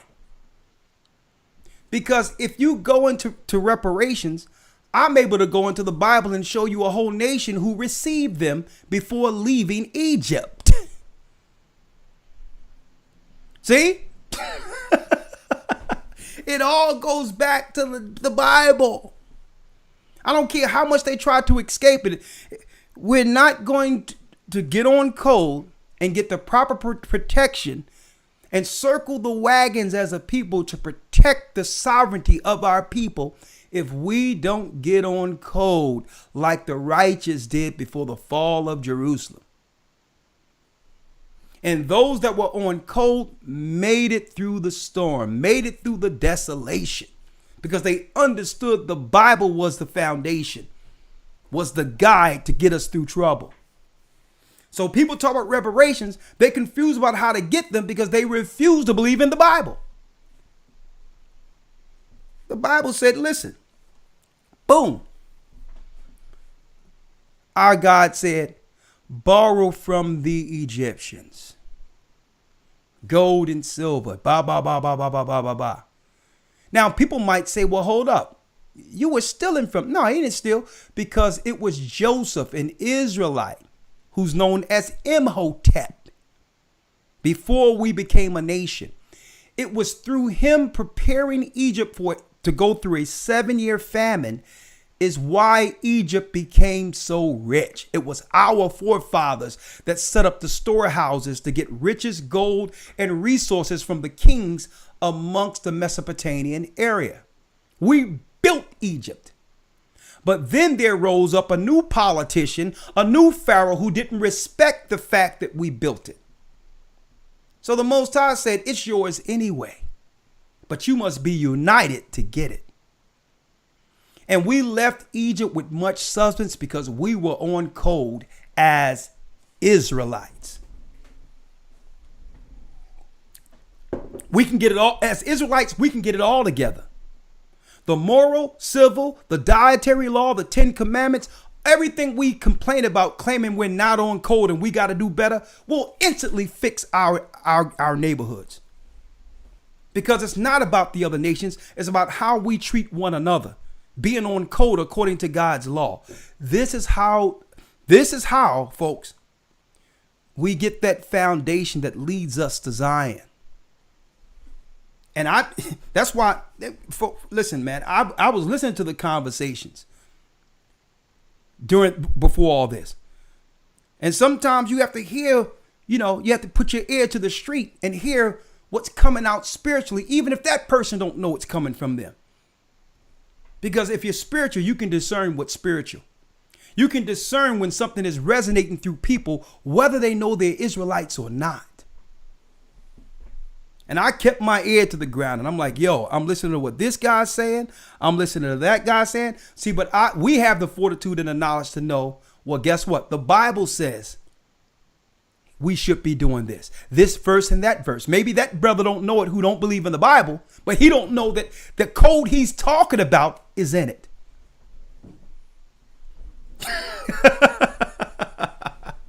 So it's the Most High, brothers and sisters, working.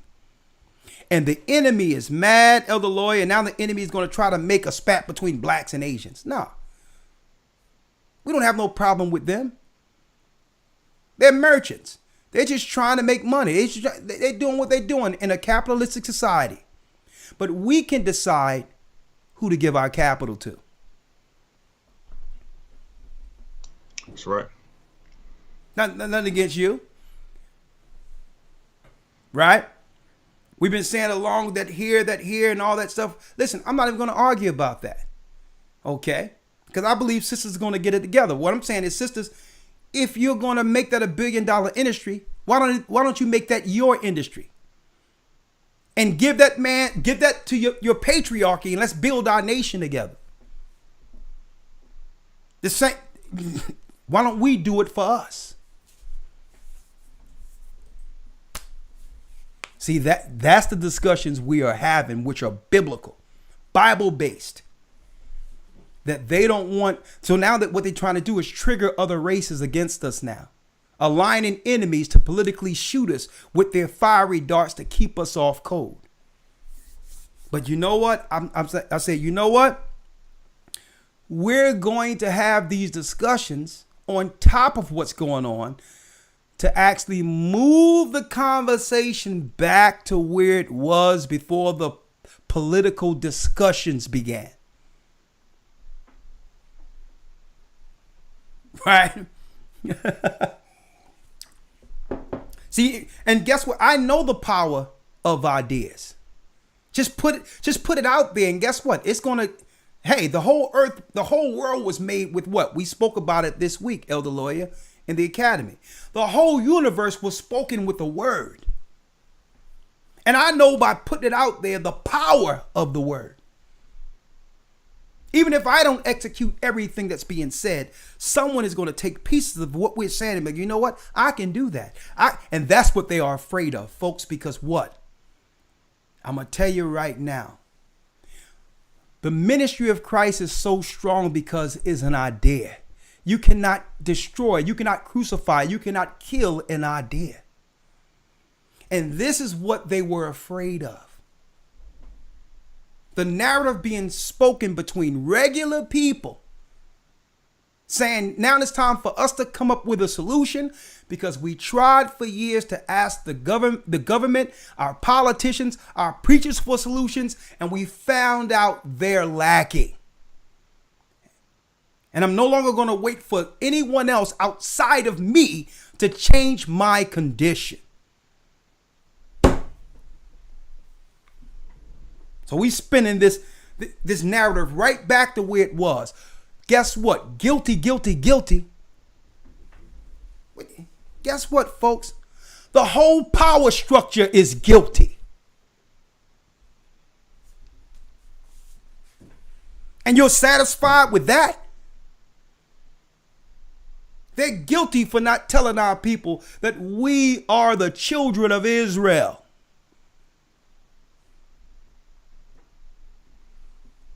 They're guilty for separating our families. People talk about human trafficking as if you care about human trafficking. We are products of human trafficking.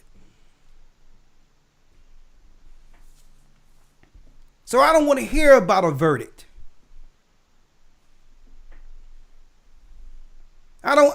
We don't need a Band-Aid. We don't need someone just to put a little Band-Aid over something when the whole structure is guilty. Elder Lawyer, the few scriptures real quick, and then we'll open up the lines. Yes, sir. Job chapter 13, verse number 4. But you're forgers of lies. They're what? But you're forgers of lies. Ye are forgers of lies.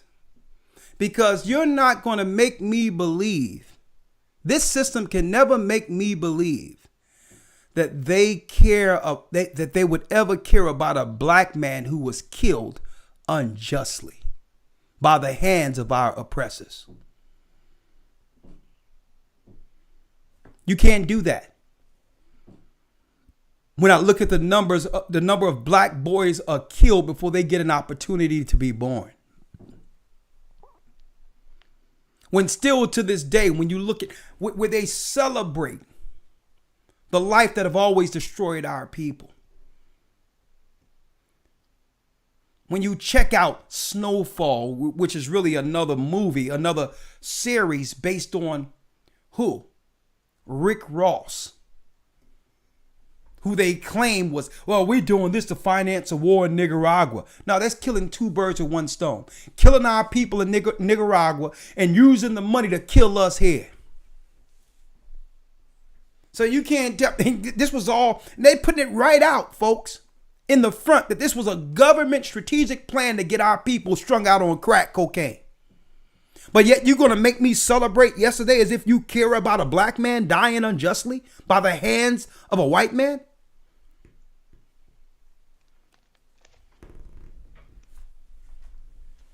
Are you kidding me? Where all these things have become declassified because there's no longer anyone living that we can prosecute. Now they've declassified that information. It's coming out right out that it was the government behind the drugs that killed our people in the neighborhoods, destroyed whole families, whole neighborhoods. But you mean to tell me you want me to celebrate a cop being what?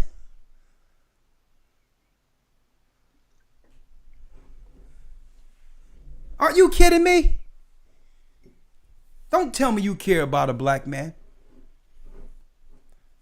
The day that there's one announcement throughout all of media together, led by the leader of the free world saying, what, all together, we've enslaved the children of Israel throughout the four corners of the earth.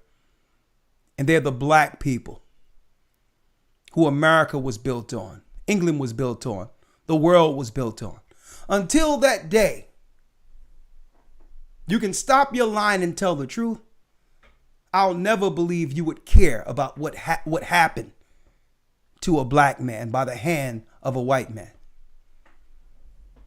When it only takes one announcement. Tell our people the truth, because with that name comes responsibility, comes accountability. Tell the truth for a change. Or I will assume, that's right, your media circus, I will always assume they're lies until you tell us the truth. Why should I believe anything you say? Go ahead, Elder Lawyer. Read it again. Yes, sir. Job chapter 13, verse number 4. But you're forgers of lies. You're all physicians of no value. And they are what? physicians of no value. And it tell you that they are physicians of no value. Right there, God is saying, chapter and verse, just say the chapter and verse, Elder Lawyer, for me. Job 13, verse 4. You're forgers of lies, and you are physicians of no value. That means you have doctors that are of no value to you, according to God. Anytime any profession is incentivized, it's no longer a service to the people. That means these professionals will sell you out to the highest bidder. And that's why God say, don't trust anyone. Woe to man that trust in man and make of his strength their arm. I don't care what they put on, how convincing they sound. They are forgers of lies and physicians of no value. They don't have your overall, folks, listen to me clearly. They don't have your overall happiness and prosperity. They don't have that. They're not thinking of you long term. I need you to think about that. The Lord said it. That they're forgers of lies and physicians of no value. You listen to them, you're going to die. It's what God is saying. Everything they put on the news is strategic and calculating for a reason. It's called social engineering. They would never put anything out there on the news that would benefit our people long term.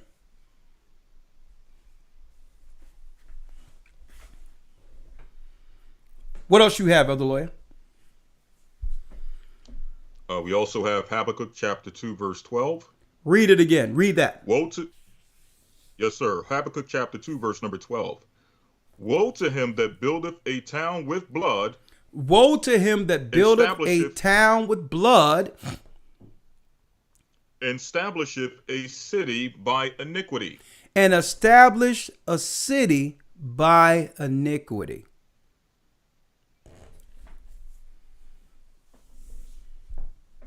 Let me tell you, folks, the devil has a way through social engineering of just like a game of chess,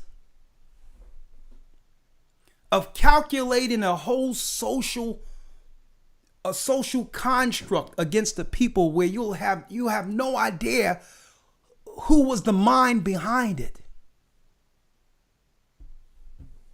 Man, you're looking at Snowfall. I'm saying that whole thing where the CIA agent was there and where the brother was given, full carte blanche, where no one could actually attack him because he was being used to bring drugs in his neighborhood to destroy other people and all that. And I'm looking at that. I'm like, man. And then at the end of the day, they'll burn you anyway.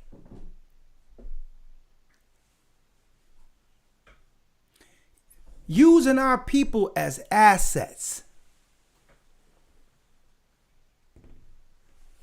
Folks, and you know what? That resonated personally with me looking at it, and I didn't say much because I remember, folks, when that stuff first came on the block and how the one guy that was bringing it in was revered as almost a godfather of the community.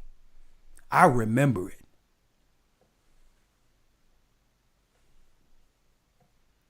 I remember how it devastated the beautiful women, the beautiful girls in our neighborhoods. How it devastated the patriarchy. I'm talking about the strong guys who came home from Vietnam and that was cutting hair in the cellar. The men figures that was there. And any man that would have any power or control over the community, they flocked that way. Because that gave them instant credibility and power within the community.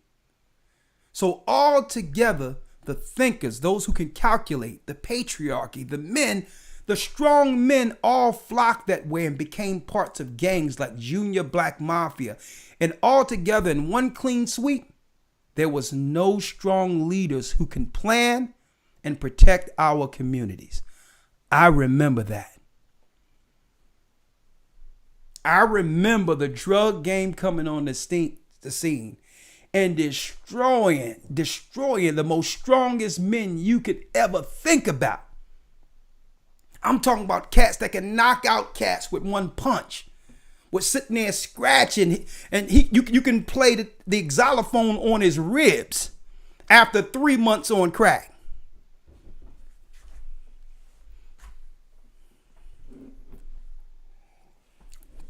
Folks, it was all calculated. That's why when I look at yesterday, I'm like, at first I'm saying, you know what? They probably would say guilty or whatever. Not guilty is if they were looking to tear it down altogether right now. But they don't have to say not guilty. I mean, if they say guilty, they can string us along with the level of hope for another 5-10 years like we did, like Obama. They can keep us still enough to destroy us, believing that there's some justice in this world. When it was only calculating, just like the crack epidemic was calculated. The perfect time to bring in Barack Obama was calculating because we no longer believe in the system and they sucked us right back in. We seen what was going on with Bush, the wars and all that, and we gave up on the system. And Barack Obama sucked us right back in. And then after he didn't give us anything, we realized, okay, this whole system is a farce. If a black man can't do nothing for blacks, we're done. So we gave up again. And they conveniently put in what? A bad guy that everyone can hate to suck us right back in. And use the George Floyd scenario to now make us politically savvy back into the same engine that have always destroyed us. Right back in. These are the same people that planned crack and all that other stuff and destroyed our neighborhoods, destroyed the patriarchy, and they suck us in every time.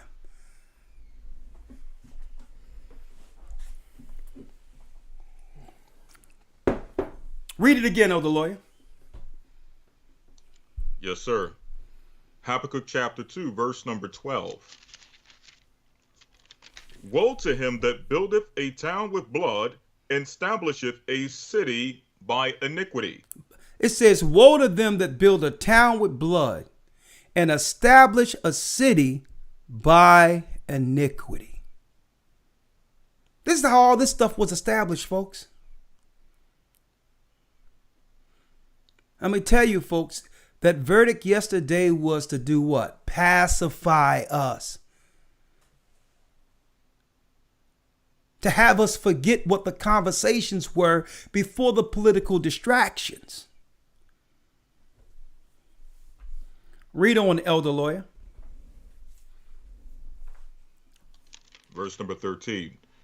Behold, it is not of the Lord of hosts that the people should labor in the very fire, and the people shall weary themselves for very vanity. Let's go to Joel real quick, where it talks about the volley of Jehoshaphat. Yes, sir.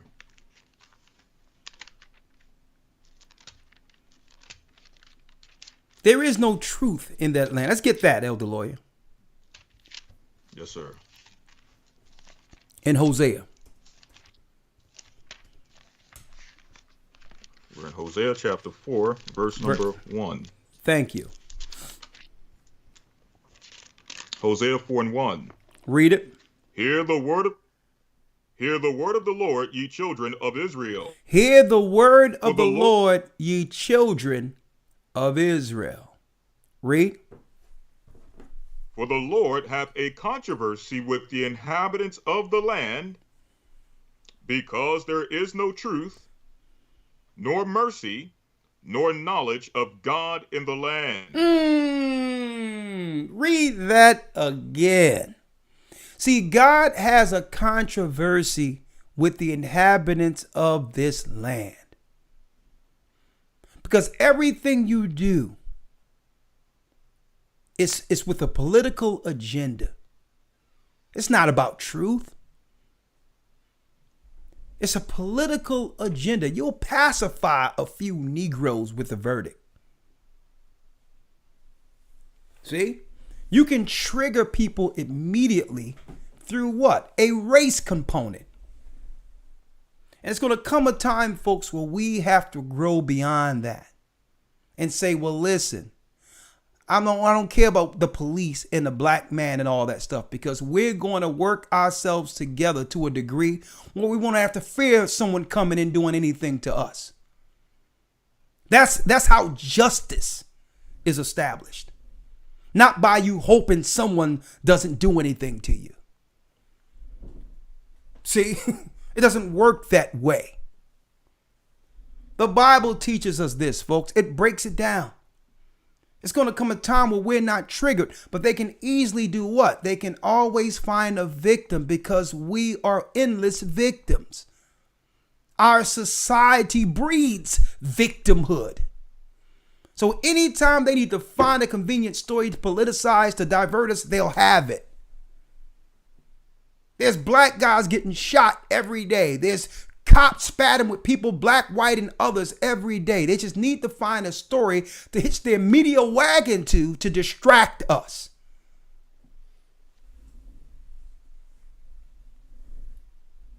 How long are we going to continue to be played like this?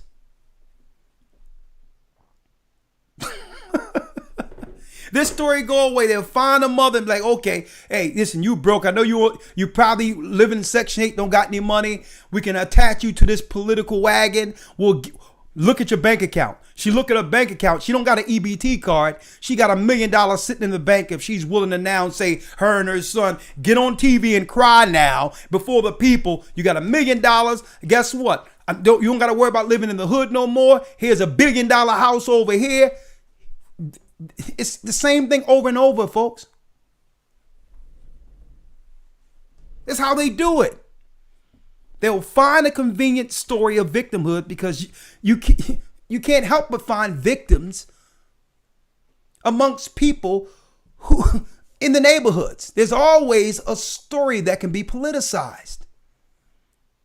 And they'll put a camera in front of you. She's sitting there crying, the family crying. Now they pull the heartstrings of all of our people at once because they think we're dumb.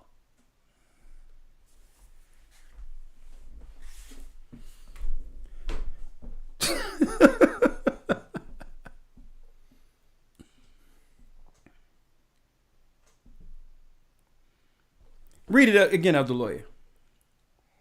Hosea chapter 4, verse number 1. Hear the word of the Lord, ye children of Israel. For the Lord hath a controversy with the inhabitants of the land, because there is no truth, nor mercy, nor knowledge of God in the land. There's no truth, mercy, or knowledge of God in this land.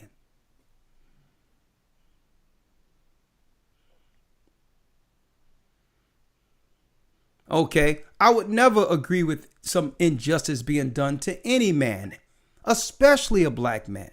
But don't tell me y'all care about a black man when there's children that's being ripped out of their wombs, young boys being killed every day straight out of their mother's womb with no pushback or sympathy at all. And these are babies. So don't come to me with that crap about you care about justice. And nah. Where's the justice for the innocent? There's no truth or knowledge of God in this land.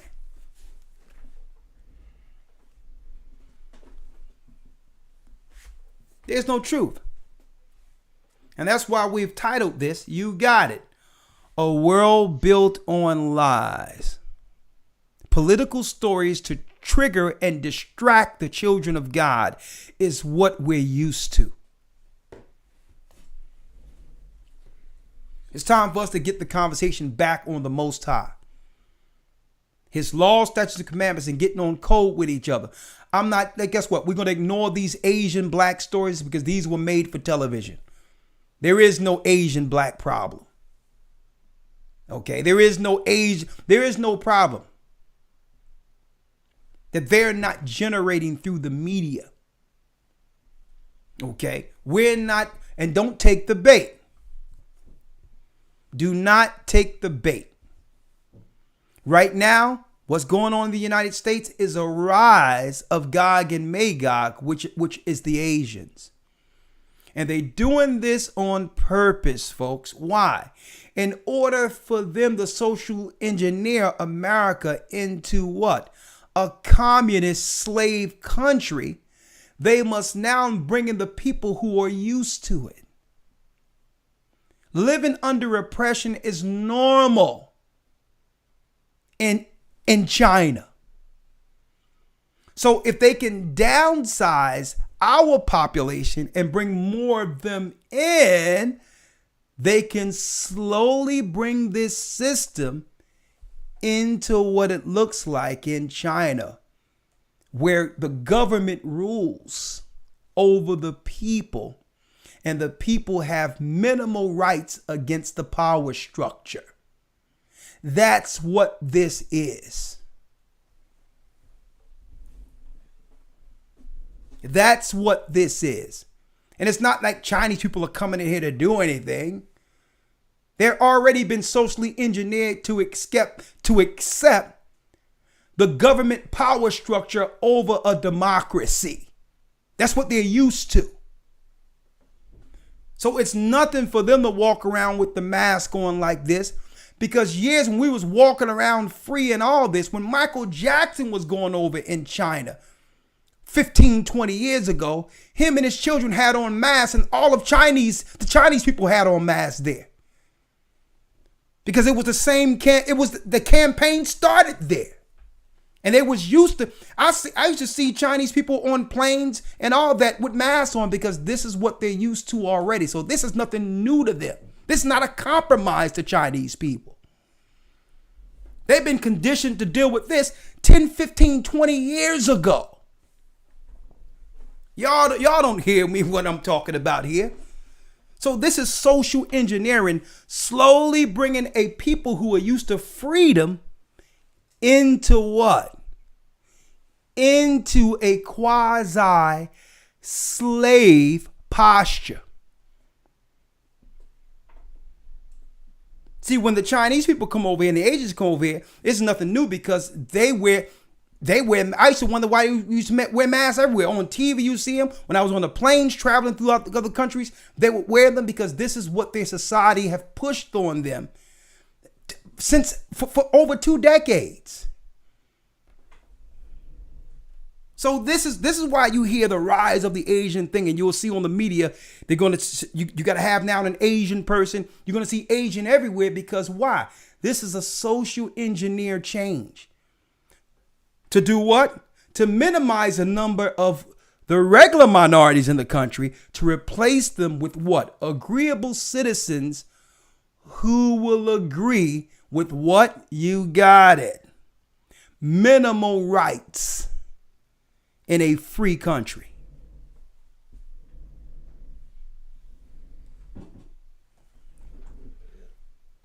Huh?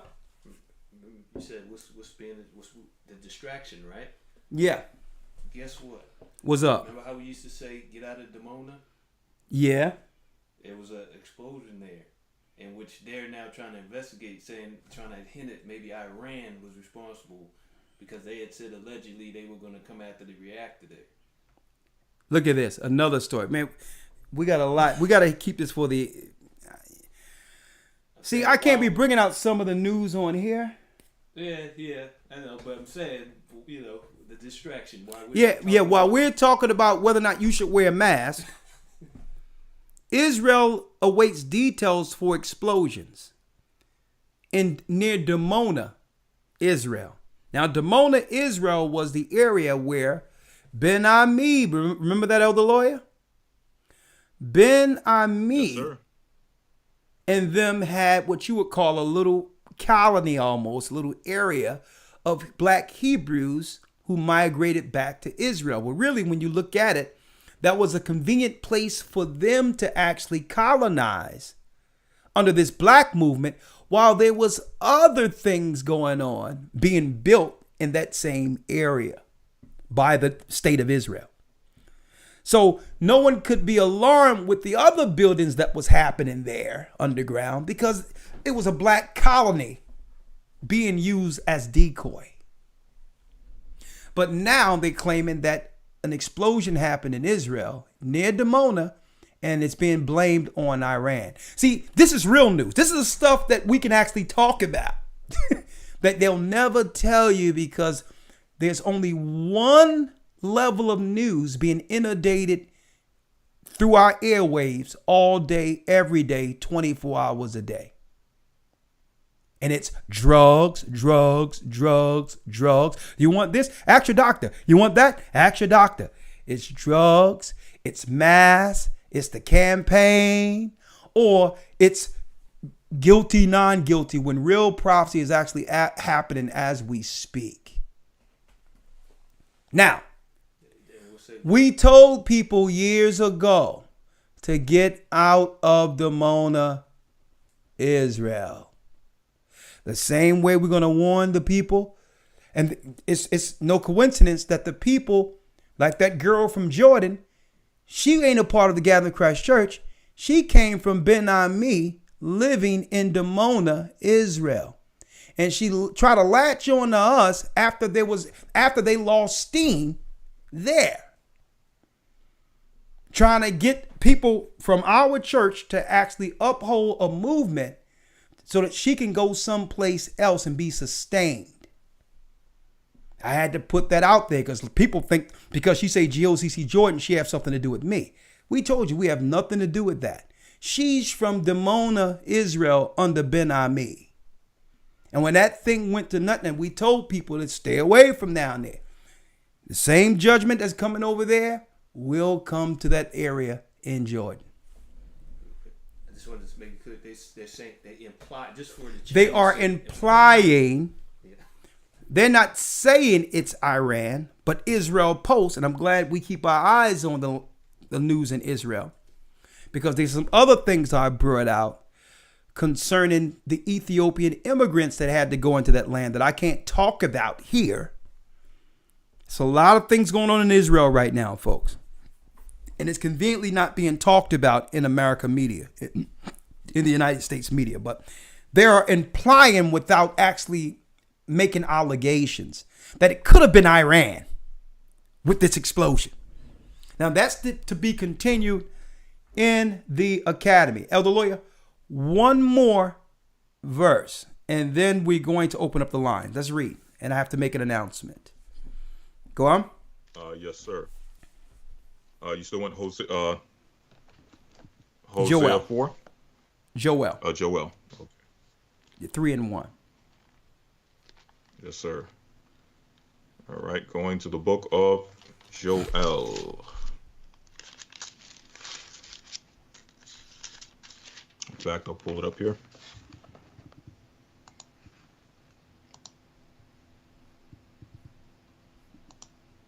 Let's read it. Yes, sir. Joel chapter 3, verse number 1. Yeah.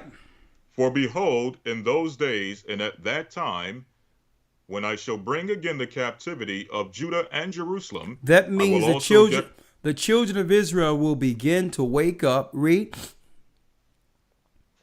I will also gather all nations and will bring them down into the valley of Jehoshaphat, and will plead with them there for my people and for my heritage Israel. And that's what's going on right now. You have a lot of races going into the Middle East for the resources, coming into different parts of Africa, thinking they're going to steal the resources under our foot. But God has another plan. Most people ask, why is there a Chinese presence in Africa right now? Well, it tells you in the book of Ezekiel that he would put hooks in the jaws of Magog, which are the Mongols or China, and bring them back into the Middle East for this war.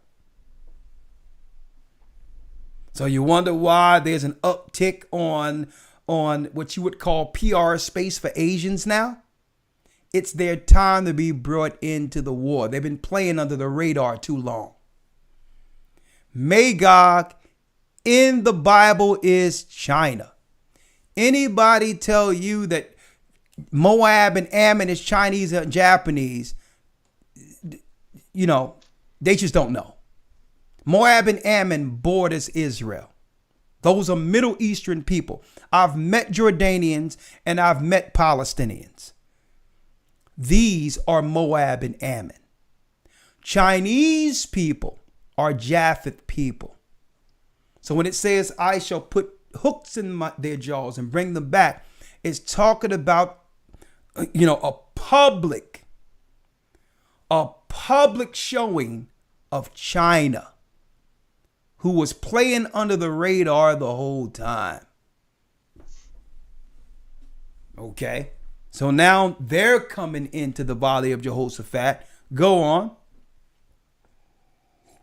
It says, I will also gather all nations and bring them down to the Valley of Jehoshaphat and will plead with them there for my people and for my heritage Israel, whom they have scattered among the nations and parted my land. Come on.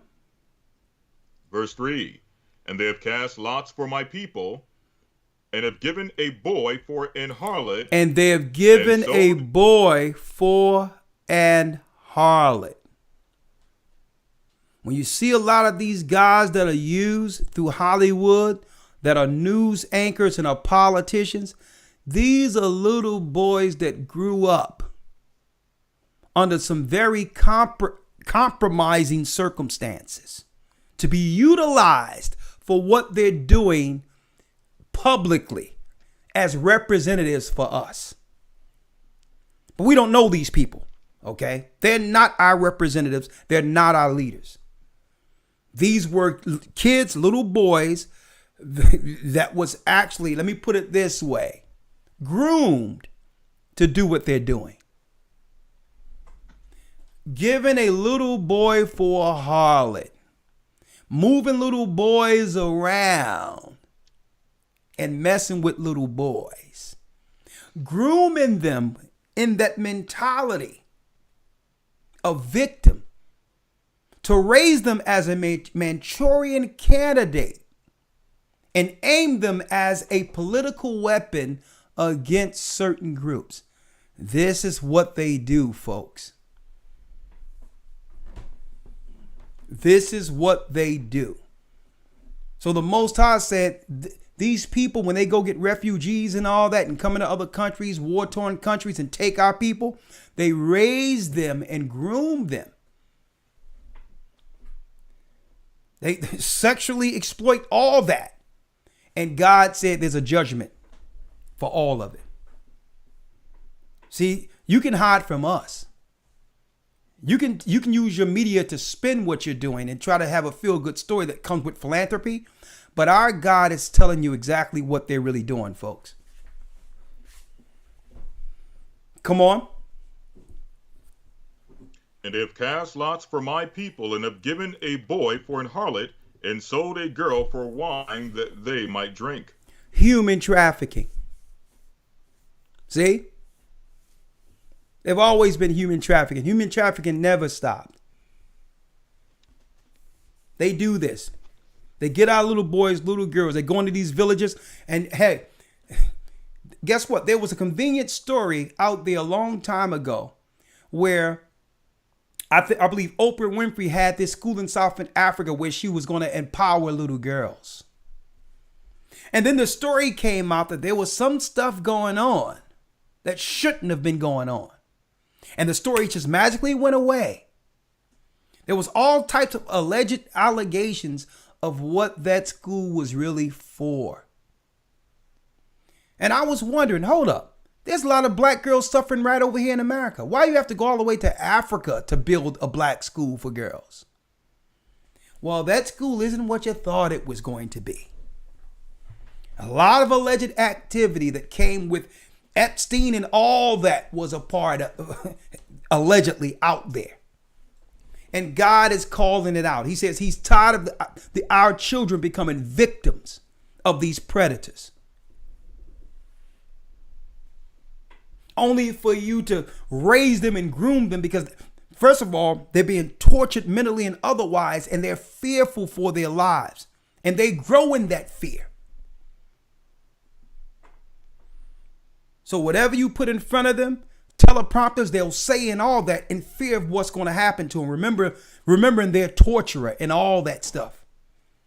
So I was born this way. Oh yeah, they'll say anything the power structure makes them say, because they was born in fear. And our God is saying, you know what? He's tired of this. See? Come on. Verse 4. Yea, and what have ye to do with me, O Tyre and Zidon, and all the coast of Palestine? And you know what? And this is what really ticked me off, Elder Lawyer, when going back to that school in South Africa, where we thought there was some money being put out there to help little black sisters, but come to find out that there was a lot of sexual activity and all that stuff alleged out there. These are the same people when R. Kelly name came up, was trying to ostracize R. Kelly. Not that I was protecting R. Kelly, but what a hypocrite. What a hypocrite. Now you're going to make R. Kelly the face of pedophilia? When that school over there was all type of allegations was coming up with these little girls in South Africa? The black man always end up being the villain. While the real evil, and that's why R. Kelly was saying, I can show you people with real chains. What did R. Kelly know? That's the hypocrisy. Not to absolve R. Kelly, because I don't agree with none of that crap. But these are the last people that should be standing up trying to demonize Michael Jackson, a dead man, to accuse him of pedophilia and all that. When here it is, you got all types of stuff, Epstein Island, girls in Africa and all that, boys trafficking and all that attached to you. But at the end of it, it's the black man that's always the victim. And we allow this. Come on. Yes, sir. Hosea chapter 4, verse 4. Yea, and what have ye to do with me, O Tyre and Zidon, and all the coast of Palestine? Will ye render me a recompense? And if ye recompense me, swiftly and speedily will I return your recompense upon your own head. Because ye have taken my silver and my gold, and have carried into your temples my goodly pleasant things. The children also of Judah and the children of Jerusalem have you sold unto the Grecians. You sold that ye us. might remove them. You sold us. It's speaking of the children of Israel being sold into captivity. And none of you will actually admit that so publicly, and you know it. It's in your books. Even in the book that the sister sent me. Where's that book at? All through, this book is from the 1800s, called The Slave Trade. Falling apart. They know we the children of Israel, but they refuse to tell our children. And the Most High says, you know what? I'm going to put a recompense on you. And some people might ask, well, why? Well, why you, Elder Ricard, why you keep saying that they should say something? You know why they should say something? Because they would make you believe since yesterday that there's some justice in this world for our people. And there'll never be any justice until the world structure tells the truth. That they have enslaved the children of Israel.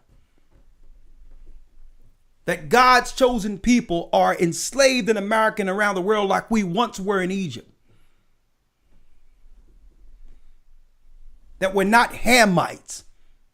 That we're the children of Israel. And guess what? The children of Israel are back. And that's why. There's no justice until they begin to tell the truth. Come on, let's go. verse number 6. Come on. And the children also of Judah and the children of Jerusalem have Yeah, ye sold Joel. unto the Grecians Joel. that ye... Read. Yes, sir. Joel chapter 3, verse 6. Come on. The children also of Judah and the children of Jerusalem have ye sold unto the Grecians that ye might remove them far from their border. That you may move them far from their border. Come on, I can't breathe. Oh, man, justice just happened, man. I can breathe now. And he's sitting there with a freaking mask on. You can't make this up, man. This is idiocracy. The same time they're telling people the hashtag I can't breathe, it's the same time they're smothering you by forcing mask mandates.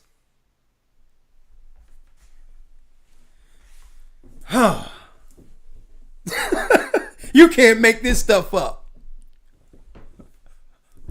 And I'm looking at people, they got masks sideways. One here, you know, and one here. I'm like, what? You got tic-tac-toe on your face, like 4, 5. I'm like, man, you okay? You're going to get a heart murmur. Man, no, listen, man, it's real. I'm like, okay. I see they're trying to speak to people. You can't even hear a coherent sentence. I'm like, excuse me, sir, it's okay. You can actually pull off your mask and speak to me so I can understand what you're saying. Oh. Excuse me. I just want to say excuse me. Can't even see their face. Total madness out there. Total madness. And I'm asking the guy, one dude's like, yeah, I'm just scheduled, get ready for my second one. He got like 42 masks on. Get ready for my second one. You know, I'm like, your second one? I'm like, you got your, yeah, I got my first one. You know, got masks all over the place. You know, I got my shield and I'm social distancing because I understand he's toxic at this point. And I'm like, well, if you already got the hookup, why you need the mask? And that's when a question mark, that's when total blankness, like they just stare without blinking because a rational question is asked. So you got the hookup, why you wearing the stuff? Well, they say we can still get it. Cool. I'm like, social distance, dude. And I got my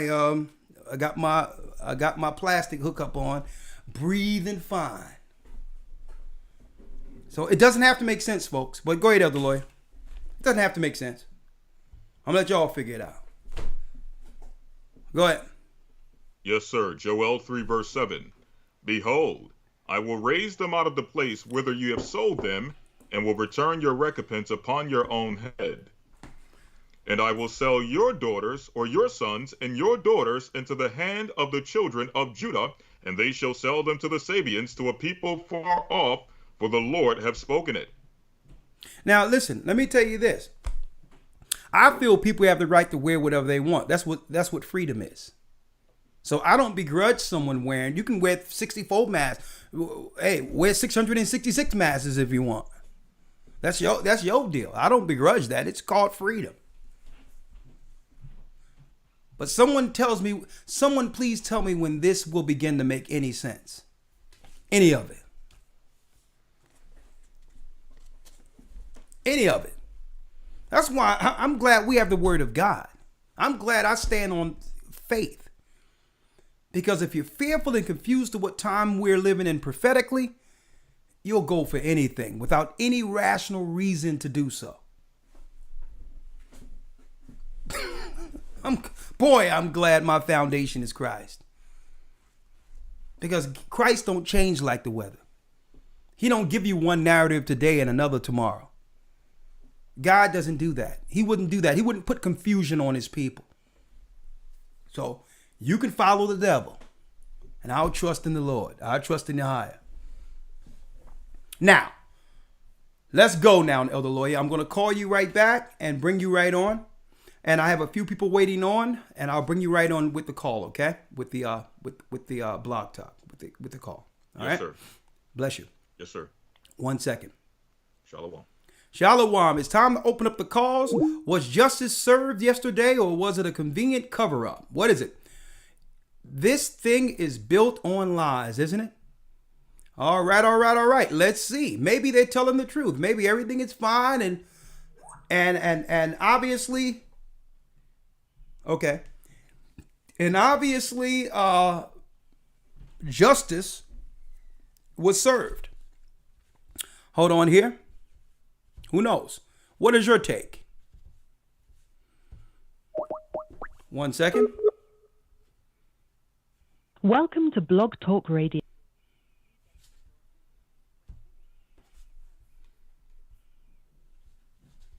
All right. Let me see.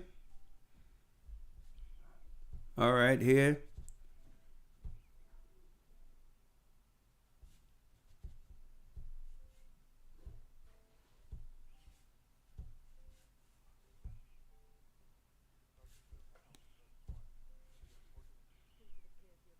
All right.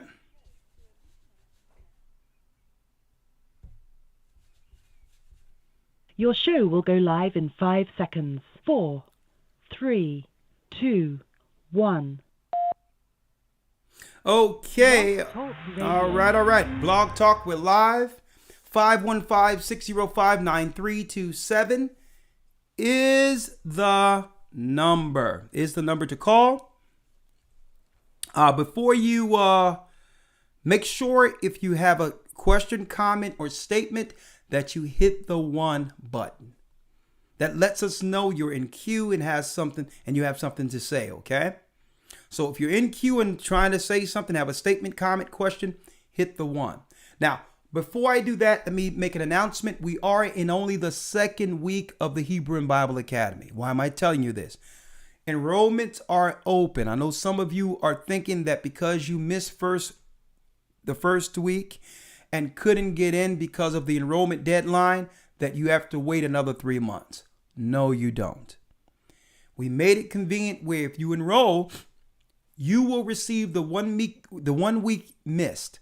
You'll receive the first week of the Hebrew 101, learning the letters, the news that was off the chains this last Sunday, and the lesson, a groundbreaking lesson taught like it never was taught before, the creation of the universe. We even went into the introduction of the understanding of the heavens before the earth was made, the portals around on the outside of our earth, and how the angels travel into our realm. That was part 1, breaking down how everything was created from the beginning by angels ordered by Christ. We broke down the original family. Masculine, feminine, and life, which began time.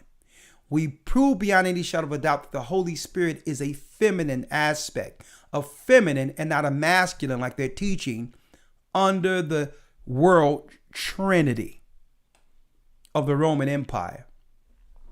Okay, now this week we're going into the darkness that was at the face of the deep, tracing the serpent seed, the fall of man, and we're going to prove that man was not alone on earth, that there were beings here at the same time Adam was made out of the dust of the ground. Where did those beings come from? And when you go into the different records, the Hebrew and others, what does it really illustrate? That's right. What was in the darkness, the face of the deep? Earth was made for a judgment, and we're going into tracing the serpent seed, life before the flood. This coming week. Week 2. We're going to also go into, in this academy, will families survive under the current politics of Sodom and Gomorrah? How can we overcome the politics and keep family together, which is the aim? It's an aim to destroy family. Can marriage survive the Sodom and Gomorrah political landscape? We're going to go into that. We're going to also go into, we have many new lessons. We're going to go into our life in Egypt, how we became citizens of Egypt before we were Israelites. We're going to also segue into week 12, the judgment of the nations and what? The kingdom of God. How will our kingdom be when this is all over? How will we rule under Christ? I'm going into it, folks. Will there be holy days? Will there be marriages? Some people might ask. What does the kingdom of heaven looks like that's coming here? Well, there'll be a new heaven and a new earth. And guess what? That realm is coming to us. That realm is coming here. The face of the deep was meant to be inhabited from the beginning, where heaven is on earth. That's right, folks. So I'm going into week 12, the judgment of the gods and the kingdom of heaven. What does an Israelite rulership look like? Week 12. You don't want to miss it. So if you're interested, we're going to open enrollments for you. Don't worry about it. Go to historytimes.org. Go there, enroll. And once you enroll, we'll give you all what you've missed. The creation of the universe. We broke it down. You're going to love it. And you'll have week 1 already in tow. Waiting. Already after you get that lesson we broke down last week, is going to segue right into Genesis, the first chapter. The face of the deep. Tracing the serpent seed, the fall of the angels. I'm going into the heavenly arches. I'm going into all that, the ranks of the angels and what happened in the beginning that led to the fall of what this world, who the Gentiles call the gods. This coming Sunday. You don't want to miss it. I have a lot of references, books, and all that to go into. It's going to be the lesson of all lessons. Tracing the serpent seed. Do Satan have a seed on earth? How did he get here? Is Satan just one being? All of that will be broken down this coming Tuesday. Go to historytimes.org. You don't want to miss it. Okay. Now, let's open up the lines. Elder Lawyer, just text me when you're ready. And yeah. Hold on. Let me see if I can bring Elder Lawyer in so I don't have to worry about any disturbance midstream. While I'm taking calls, initially we have 313. We have 313. We have, okay, I think I see Sunshine. Welcome back. And then we have 985. Sometimes there's a small delay. The best way to deal with broadcasting when it comes to these broadcasts is to make sure we're not playing on speakers. It's best to have headphones so there's no feedback. All right. All right. So we're going to go down the line. 313-340-985-803 in that order. Okay. Make sure you're straight to the point. We're going to try to keep it 2 minutes per call unless it's edifying to a degree where I must give it more time. 313 area code. Let's start there. The monologue to get us back on track, if we may. A world built on lies in the wake of the Chauvin verdict. If you ask the majority of people out there suffering in the poor communities, our people, they'll say justice was finally served. Huh? Guilty was the verdict, and now most may hope for a future of equality without the threat of authorities coming down on us after receiving our tax dollars. Police putting their knees on our necks while we screaming as a black man, mama, I can't breathe. Was there justice? Well, was justice served, or was this an convenient cover-up used to change the conversations we were finally having as a people? Conversations we were having to actually fix ourselves, our nation, our communities. Long gone are the conversations in which we were discussing reparations for our people, who are still living a generational curse of dysfunctions from being a generational product of slavery. Long gone are the conversations we were having before the politics came in, where we were talking about building a strong patriarchy, men as leaders in the community, where we would be in full control of our long-term directions to direct our women and children righteously with a code led by men. And long gone are the conversations in the days where the truth of our people and our people's history is discussed without outside intrusion or validation. Long are those days. We were having a conversation that was building us inwardly, building us as a people, coming back to the knowledge that we were Israelites. In the midst of that, Nick Cannon got ostracized. What's the other brother? The rapper, Elder Lawyer. The one that sing DNA. Kendrick Lamar. Kendrick Lamar. Kendrick Lamar just disappeared after he was saying we were Hebrews. Magically disappeared. In the midst of all that, Deshaun Jackson was sat down and was told that he had to go to a Holocaust museum and get re-educated for stating that blacks are Israelites. Now, then he got cut anyway. Then Ice Cube came out.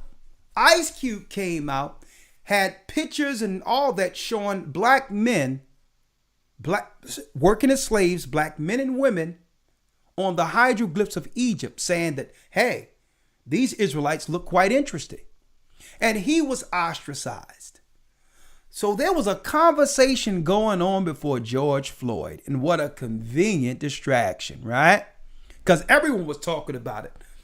Kendrick Lamar was talking about us being the Hebrews, that we need to get back on code according to the law, statutes, and commandments of God. Deshaun Jackson, football player. Boom. All that. I'm going to tell you, folks, don't sleep. LeBron James just wasn't sitting as King James on a magazine for nothing. Wink, wink. There's conversations going on. When that thing happened with Nick Cannon, man, let me tell you, man, everyone started to see what was happening. Okay? Because you see, what you can't sleep on are the conversations that led to that conversation. See? And the powers that be is seeing that, like, yo, this guy is a pop icon. He has influence on the generation we're trying to control. The conversations were going on, and conveniently, out came I Can't Breathe. Out came, well, Trump is a bad guy and we just got to get Trump. The conversation stopped immediately, and that shows the power of media. We should never let media get us off the discussions that must be had. And it's time to get back on it. Now, let's go. Let's go. Thank you for waiting patiently, brothers and sisters, waiting patiently in the queue. So the question is, yesterday, was there justice with the verdict? Or are we, in worst case, believing there was? A great question. Yesterday, was that justice? Or are we, in worst case, believing justice was served? Let's go down the line. Okay, we have you here. Let's open up the lines. 313 area code first. You're live with the Gathering of Christ. Yes, sister, you're live with the Gather of Christ Church. Name? Oh, wow. Praise Hiya. My name is April. I'm calling from Milwaukee. I'm just happy to talk to you elders. I've been following you guys about 8 years and fought it for a while, but I just thank the Most High because I'm in the academy now. I'm in the second academy, and I'm enjoying the first lesson, and all praises to Ahia because I never thought that I would learn as much as I've learned. And I've been in church since I was a baby. My grandfather was a pastor. And I've learned, like you said, you're going to learn more in one lesson than you ever learned in the Christian church. And that is most definitely the truth. And I just am so grateful. And I just praise Ahia tonight because I just am honored to talk to you guys. And I just thank him for using you all, for you guys studying the books the way that you have, and just, I am just grateful. But to answer your question, Elder, how are you? Oh, I'm blessed by the best. You can't tell? And his name is Ahia. Yes, I can. Yes, it is. I'm just, if you can't tell, I'm very excited just to be on. But yes, like I said, I've been listening to you guys and just learned so much, and I'm growing as a woman of God. And I really didn't have that was a great monologue. I really didn't have anything to say about that. And I don't want to be long-winded. But my main concern is I want to be baptized. Okay. I've been reaching out to the Chicago body because we don't have a body here in Milwaukee. But after today, I'm definitely excited about just trying to get connected with the body and being baptized, my family and I. Okay, no problem at all, sister. We will accommodate. Let me have your name again. I'm sorry.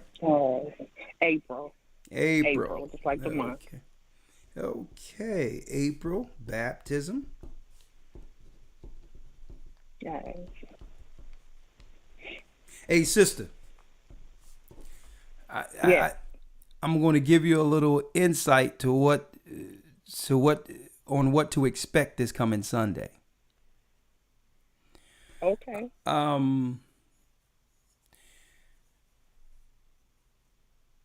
Superman, right? When they show these Marvel movies on Superman, what is Superman's weakness? What do they use to take away Superman's strength? Kryptonite. Kryptonite.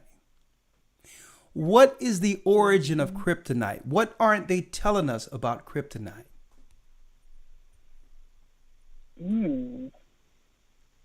Let me tell you. I'm sure you're going to tell him.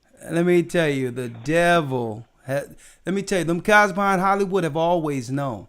Remember when, I don't know if you've seen a movie years ago with Superman, where it showed Superman lost his powers and had to go to Antarctica to actually get his powers back. He went through the snow and all that, and he found kryptonite and put it inside the thing, and his father started speaking to him. Jor-El was speaking to him. Oh. Did you see that? I don't remember that one, Elder. All right, I'm going to tell you right now. No, I didn't. I don't remember that one. The whole Superman narrative ties in to tracing the serpent seed. Antarctica. And there's a reason that the kryptonite was the poison. Because guess where the kryptonite comes from?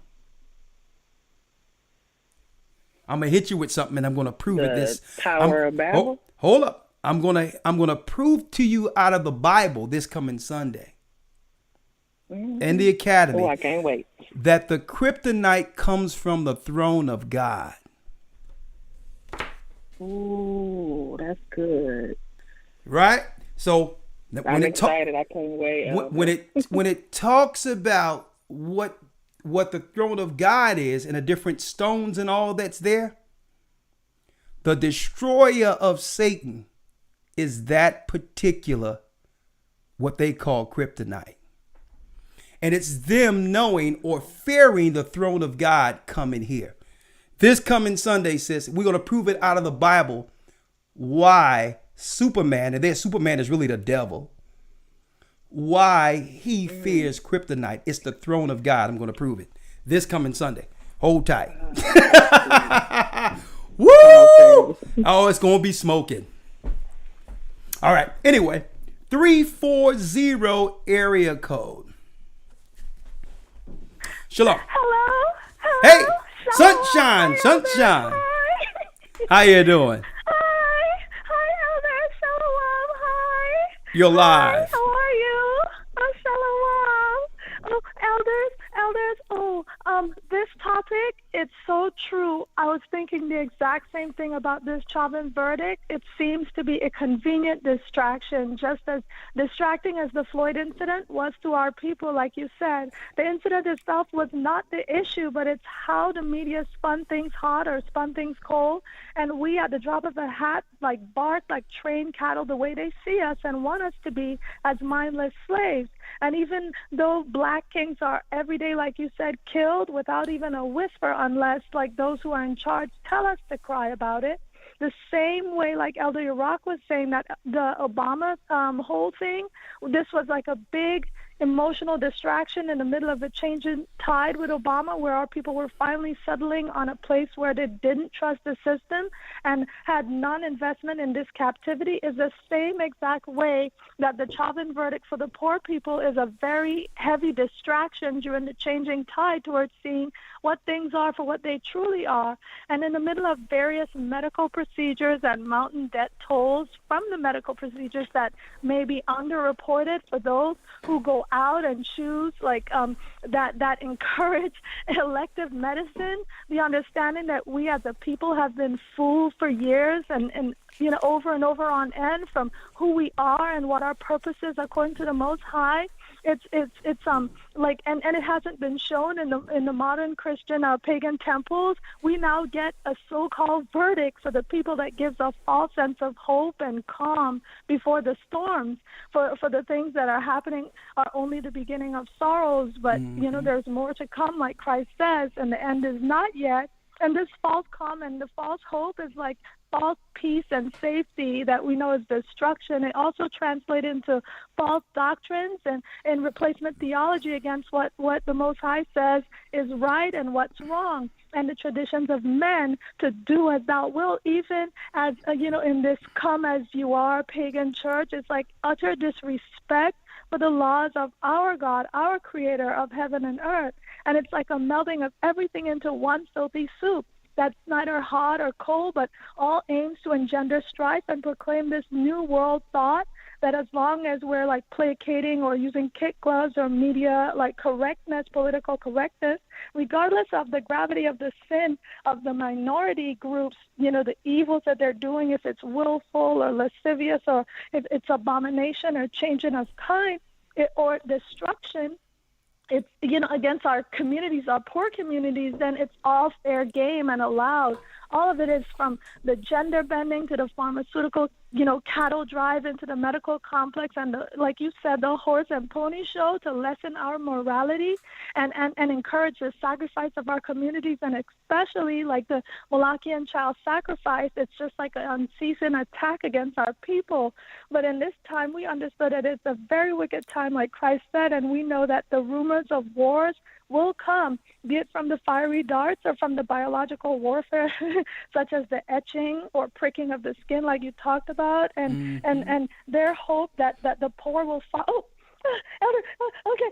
I just wanted to say that blessed are our eyes that we see and our ears that we hear, seeing the prophecies unfold, the Gentiles that see and Israel. And we know that the Most High's word is true and it doesn't come back void. Every man is a liar, and there's nothing that the forgers of lies, like Elder Lori was reading, and the synagogue of Satan can do to stop the mercy and severity of our power. Praise Ahia. That's all I wanted to say. Oh, there it is, all in one breath. Sunshine. All right, bless you. Praise the Most High. All right. See you in the academy. Praise the Most High. All right. Oh, yay. Praise the Most High. Boom. There it is.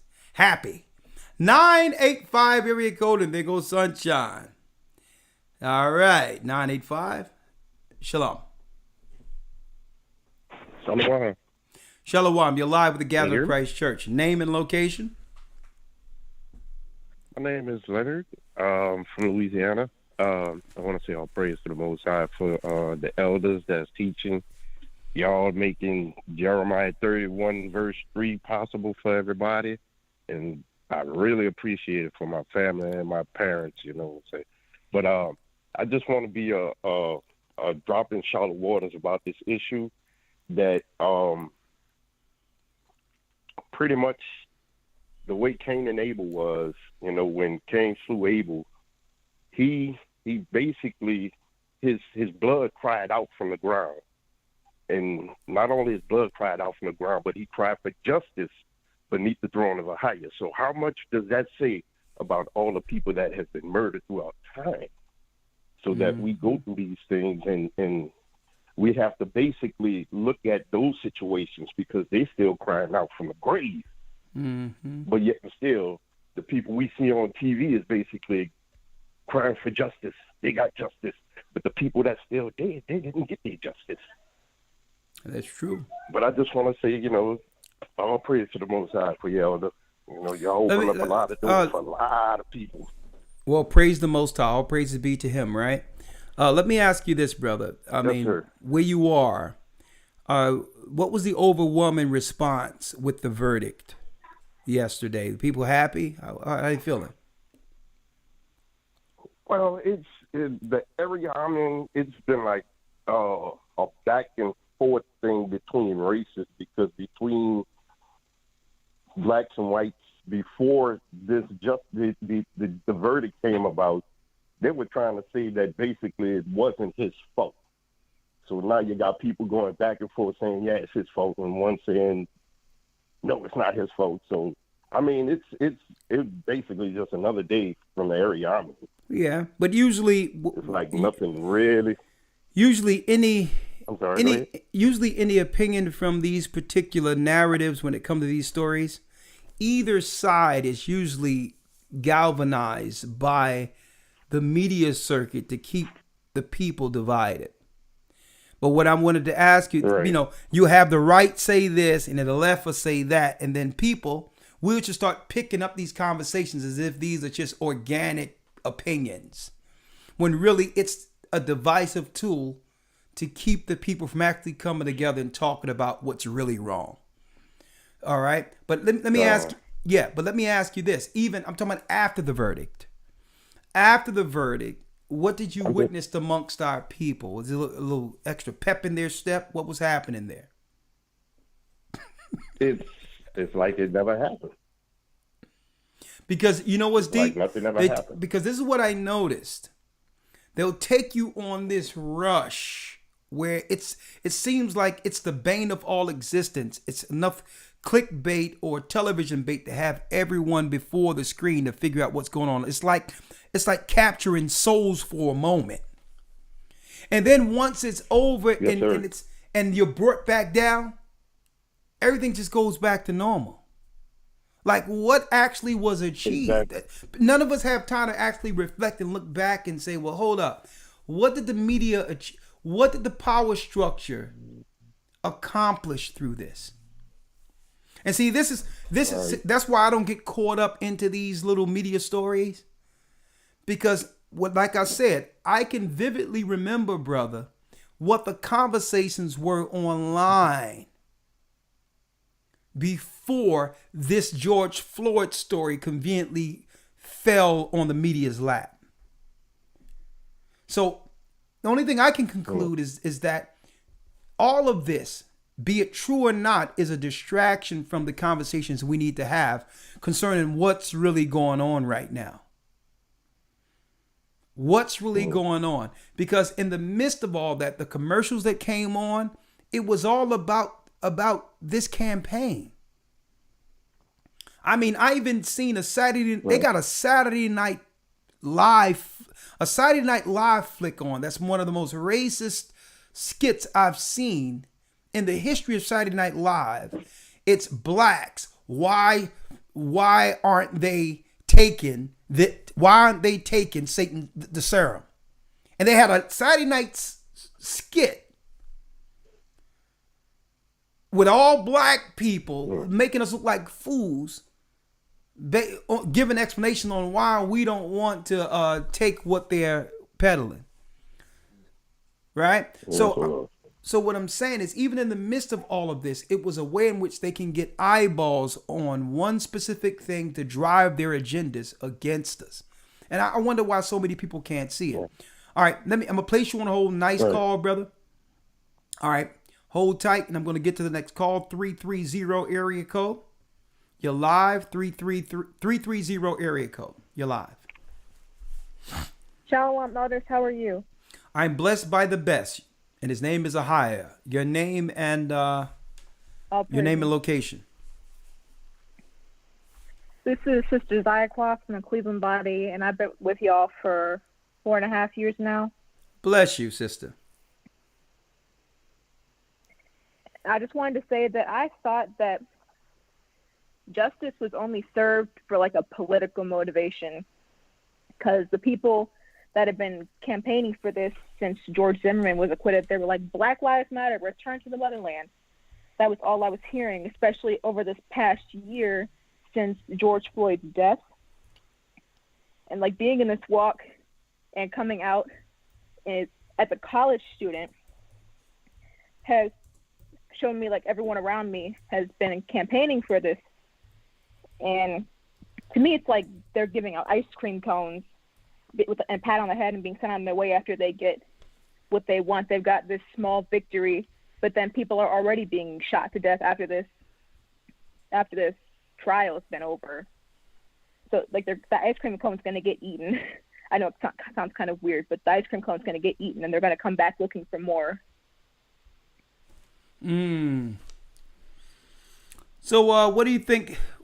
What type of tricks you think they have up their sleeve for the next trigger of the community? Because every other year it seems like right around election year, they usually come up with a black person being killed by a cop or harassed by a cop as a convenient story. And then after they get their outcome, as far as who they want in office, things go back to normal, and cops continue to choke black people with no fanfare at all. So what do you think the next? I mean, yeah, I agree. They only deal with the black guy that get killed or the black girl that gets shot up right around election time to trigger Negroes, who they would consider Negroes, who I know are Israelites anyway. But what do you think you think they're gonna switch it up a little bit now? They think our people are figuring it out, or do you think they're just gonna go with the same program from year to year, knowing that we're easily triggered? I feel like since they know that we're easily triggered, they're going to keep coming back to it. But if they figure out that we're starting to catch on, like people are starting to see that there's something not right about the situation, they're going to have to change it. Well, we'll see, right? But let me ask you on another note. The 666 serum, how things are going. That's all I can call it right now, the 666 serum. Most people that you know, 666. Are they down with the serum or what? Satan syrup? Yeah. Yeah? Yeah, I've been seeing a lot of people like, yes, this is it. This is the thing that we should go for. And I'm like, well, that's not what I'm going for. Yeah. Okay. Because I'd rather, because the Most High is the only way to salvation. There's nothing coming from worldly gratification and sticking with Satan if I'm going to burn for it later. Exactly. So you're not crashing. Most High is the only way. Exactly. So you're not going to break to the political pressures, right? That's out there. Never. Because I hear a lot of churches I'm gonna place you on hold. There's a lot of churches, a lot of pastors who are going for it, hook, line, and sinker. Boy, they like, listen, I'm opening up the temple of God. You know what I mean? For for a little bit of Jim Jones. What's his name? Jim Jones? Jim Jones juice. Okay, that's what I'm gonna call it from now on. Some Jim Jones juice. 916 area code.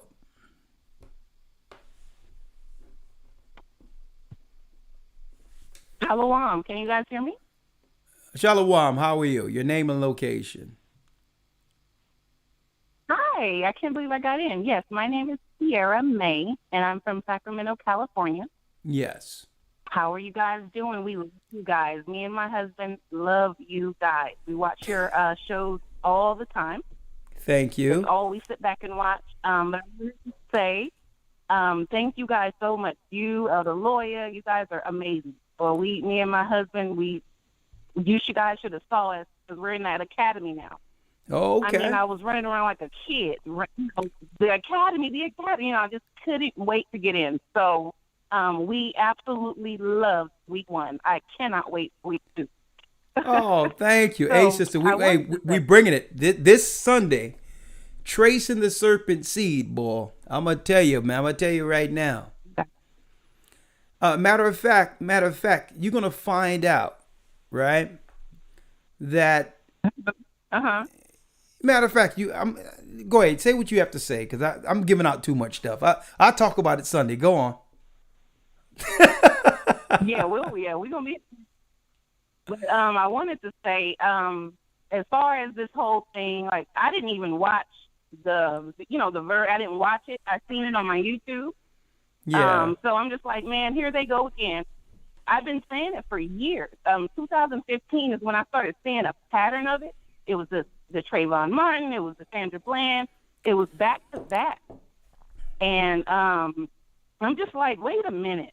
They're not, we're not getting justice here, And then here I am. I would take my Facebook platform and talk about it and do all this. And I'm just like, wait a minute. They are reeling us. Like they literally have world bipolar. Like our moods. They're altering our moods as they speak. If they want us happy, they'll show us Beyonce, Cardi B, and them coming out with some song. And so we'll stop mourning the death of these people and then began going, the song came out. And did you see them on the video? And I'm just like, wait, you guys we're like puppets. And it scared me. I'm just like, what is going on? What's happening to us? They can literally put us in any mood they want by the snap of their finger. We can be mourning the death of a celebrity, and then another celebrity will come out with a song, and so now we're talking about the song, and then you'll have them ostracizing Kendrick Lamar. You'll have them ostracizing what's the other guy's name? Deshaun Jackson. We'll see all of that. Nick and Cannon. It's like we're living in a world where kids can do anything they want. Yeah. We're living in a world where a man can turn into a woman. Telling me that you're gonna shut this man up because he's calling himself an Israelite? Or am I in the Twilight Zone or what?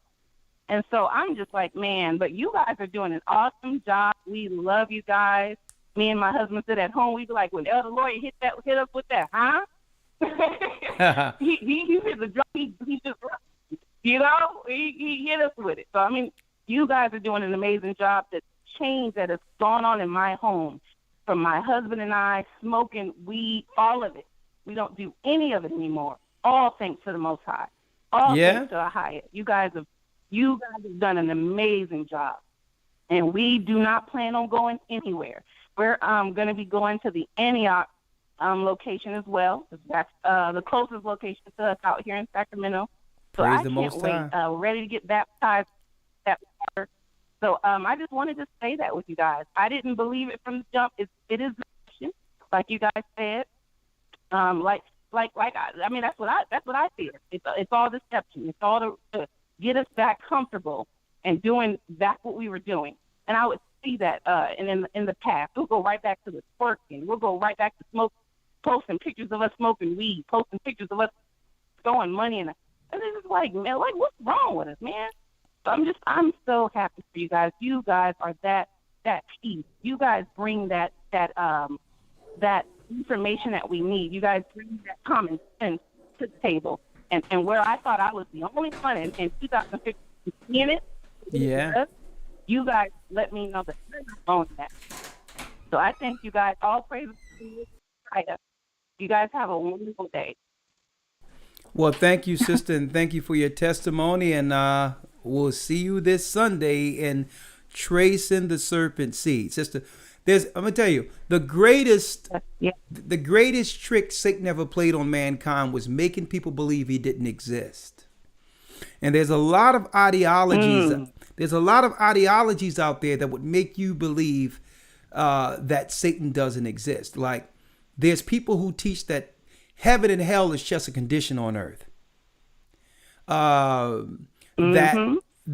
the fallen gods of the Gentiles are strictly mythological. They'll also you'll hear some simple stuff out there like, oh yeah, the white man is Lucifer. Yeah. It's like, oh, that's boy. Man, I mean, man, I don't know. Man, it's like, that's deep. That's deep enough. But when but when you break down, when you teach the heavenly realm in creation before earth was made, you'll realize all earth was born out of the heavens. The real life started there. The real life started there. So the whole thing is, because we don't know what happened before earth, we tend to think that when something comes into our realm, it must be something alien or something foreign, because why? Satan made us believe he didn't exist. So everything concerning the outside celestial beings and bodies seems what? It seems science fiction. It seems what? Alien or mysterious. But sister, this is what I'm going to give you something what you're going to find out this coming Sunday in the Academy. Who built check it out, sister. Listen, this is what you're going to know this Sunday. Who built the pyramids? Who built the pyramids of Cairo? And you're going to find out that the Great Pyramid in Cairo is pre-flood. It was there before the flood. We're going to prove that. And we're going to prove that man had no hand in building it. Man had no hand in building the Great Pyramid. That will be proven this Sunday. A matter of fact, the Great Pyramid is actually a timestamp that leads to judgment. It's a message from the heavens for earth. Wow. It's really, believe it or not, everything you can find prophetically in the Bible is in the Great Pyramid. It's in the stars, the heavenly tables. We're going to break down and show you, sister, beyond any shadow of doubt, you brothers and sisters, how something up there gained dominion here over mankind. Took the dominion of Adam and became the leaders over mankind, and they still are. Tracing the serpent seed. We wrestle not with flesh and blood. The fallen gods live on earth. And we're going to prove that this coming Sunday. All right. Whoa, hey. Boy, I'm ready to go. Wait. Sister, I'm ready to go right now. I'm juiced up on this. I'm ready to go. We ready to go, folks. I am ready, high on the spirit of the Most High. See, I thank the Most High that this sister said, well, listen, me and my husband, we gave up marijuana and all that because those are convenient escapes. Folks, once you got the truth and received this Bible, because usually people take substances to actually sometimes gain information or to escape reality. When you got this truth, you can't get no higher than the Bible itself. You talking about getting high. The Bible is the key. Well, you don't need hallucinogens, substances to get deep or spiritual. You read that Bible and the heavens open up, and guess what? You cannot get any higher than the throne of the Almighty. And that's the power of the book. You don't see, under Satan's world, You need hallucinogens. You need drugs to get further information, to get insight. And guess what? They'll tell you that. Even Adam and Eve themselves took on a tree of good and evil, and it was a substance to make one wise. That was the first drug. But with the truth, you don't need it.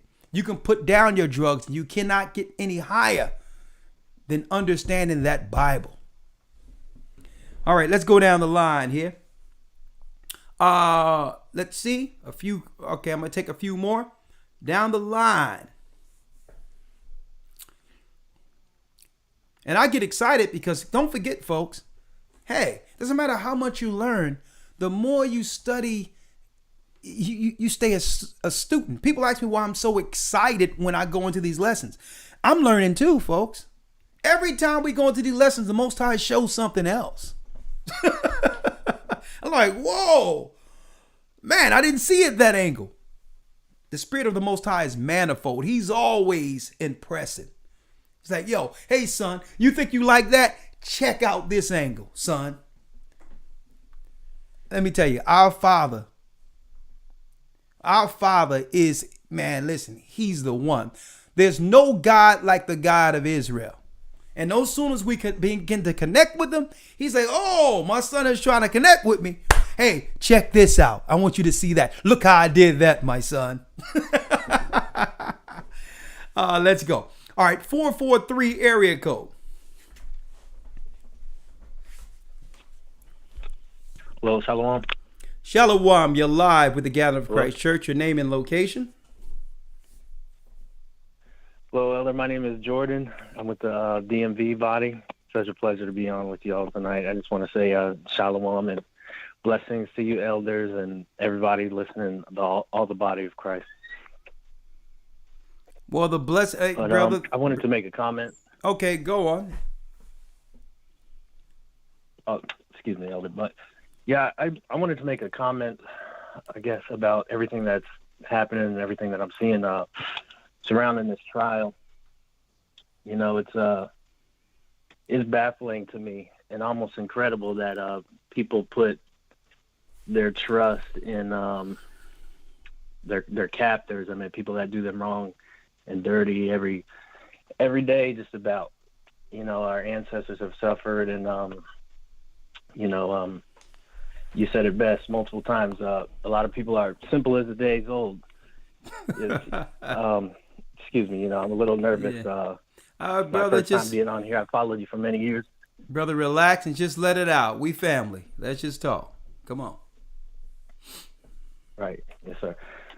So I just feel like that there's a great delusion on our people, and one that I believe it has to come from on high, because I can't imagine, because I don't see, and this is how I know that we're the people, because I don't see any other people spinning their wheels like we do, and just toss to and fro continually and just trust in oppression and stay thereon, just like it says in Isaiah 30. Mm-hmm. Like we resort continually to our masters, or they're not our masters, but I meant our captors, these people that have power over us to give us justice when they don't hold us in any regard. And they daily, day in, day out, seek for ways to humiliate us to destroy us, really.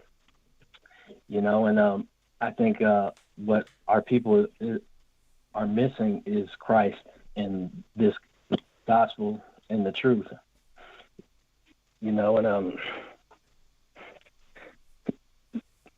Excuse me, Elder. I'm trying to keep it together. Because, hey, brother, keep it together. Come on, man. It's okay. It really, I'm vexed day in and day out, because even my family has succumbed to a lot of nonsense and, the Jim Jones juice, you know what I'm saying? And it's unfortunate, but it's true. Man, you gotta admit it. You gotta admit, right, that even though I know you're struggling with things, when you say the Jim Jones juice, that they got to bring a smile on you, man, over your face, don't it? Jim Jones juice. Yeah. Come on, see, Absolutely. I'll put those things out there because sometimes. Oh, and Elder. Okay, one moment. Hold up, 1 second. Sometimes we have to laugh to keep from crying, right? Sometimes we have to laugh through and find some level of sense of humor through it all. You with me? Yes, Hello? sir. Yeah. So, brother, it's Yes, okay. sir, I'm here. Brother, it's okay. That's why I put it out there. People wonder why I use a sense of humor, because it can get real dark, and believe it or not, it can lead, if you don't see this right, it can almost lead to a dark place when you see the choices our families are making. You know what I mean? And guess what? Sometimes I get so frustrated because it's so clear to me. You know what I mean? When it comes to the decisions. And brothers and sisters don't realize, brother, and I can understand why you got choked up, because some of these decisions, a lot of these decisions brothers and sisters are making now, they're not going to be able to reel back. Right now, this is it. Right. Like, I got this brother, and I thank the Most High for this brother who called me over and over again. And he, sometimes, and he's trying to pressure me into saying, hey, what's going on? This Jim Jones juice, that they trying to push on the black community, that it's the mark of the beast. And I say it over and over again. I already made it clear our stance and what the Bible says, don't defile your temple. So I don't got to put a label on what this is when I say that we're living in a time when this is a segue into the mark of the beast. Because the Pentagon now, and I'm going to show this, and we showed this in the Academy News, where the Pentagon said that they have now come up with a microchip that can detect the code 45. And I always said from the beginning that they're putting in the infrastructure for the mark of the beast. And I'm going to say this. I can only do the ministry the Most High have bestowed on me to do. I can't do someone else's ministry through me. I'm doing Christ's ministry as a member of his body, doing what he wants me to do. And some people get frustrated because they feel they have a ministry and feel that they want me to speak for them. That's unfair. I can't say what you want me to say, and it doesn't mean I'm wrong. There's many members to the body. So when people try to pressure me to see what they're seeing and to do what they want to do, it's unfair. Because guess what? I cannot fulfill those expectations because maybe that's your member. That's what you're called for. So don't try to make me say something that I don't believe and can't reinforce. It doesn't mean we're wrong. It means that the Most High have me focused on what he have me focused on. And I want to put that out there because so many people want to put their burdens on me. No, that's your work. I'm doing my work. And I want to show this real quick. So it's, God want me to be out there. Yeah, what's going on right now is the mark of the beast. I done put 666 all over this place. Our channel was threatened because I talked about this. And we're not saying enough. I need you to hold on tight 1 second, brother. Right. All right. Yes, sir. Hold on.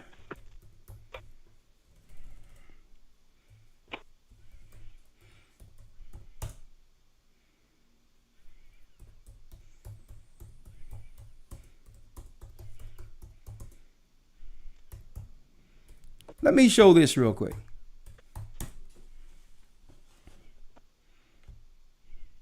What did I say? I told people, right? I told people that what? That this is a segue because they putting in the infrastructure for the mark of the beast. Okay. Now, This is the Washington Examiner. Right? The Washington Examiner, which it says here, Pentagon scientists develop microchip that detects the Colt 45 before symptoms when placed under the skin. It still comes down, but they say, but don't worry about it. We went over it in the news. It's nothing to fear because it's not a tracking device. That's what they're saying. What we're saying is the Bible says that if you take this crap that is saying right here, that you will burn in hell. Okay? So if I'm already saying that it's all leading to the mark of the beast and you will be burned before the angels according to the book of Revelations, and that guess what? You will be controlled, like you will be totally moved into AI to be controlled psychologically like a zombie. What else you want me to say? I mean, I'm putting it out there. No. You cannot defile your temple. You have to look at the ingredients in these things. And if there's anything unclean according to the Bible, if you put in your body, you are defiling the temple. It doesn't matter what any doctor says or who or what organization, who or whoever else tell you to do something. So I'm putting it out there right now because I get frustrated when people try to make me do what they want me to say or do. I'm not here for that. I'm not going to say this Colt 45 Jim Jones juice is the mark of the beast because I know what the mark of the beast is. But I know that this will prime you. They're priming the pump so that you will be utilized like what? A host. Okay? When your DNA is actually changed and morphed to be able to connect with AI, you'll be ready for the mark of the beast. You have the last word before I open it up for the next call. Go on.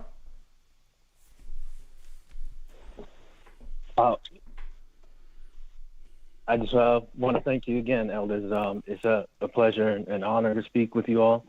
And I just ask that the Most High bless and protect you all and everybody that's a part of the Gathering of Christ Church in the body, and everybody who with a true and contrite heart and spirit really searches for the Most High and for Christ, because that's what's going to take to separate us, to pull us out of the delusion, to reestablish us as the kings of the earth, as Israelites under Christ, walking in power under our King.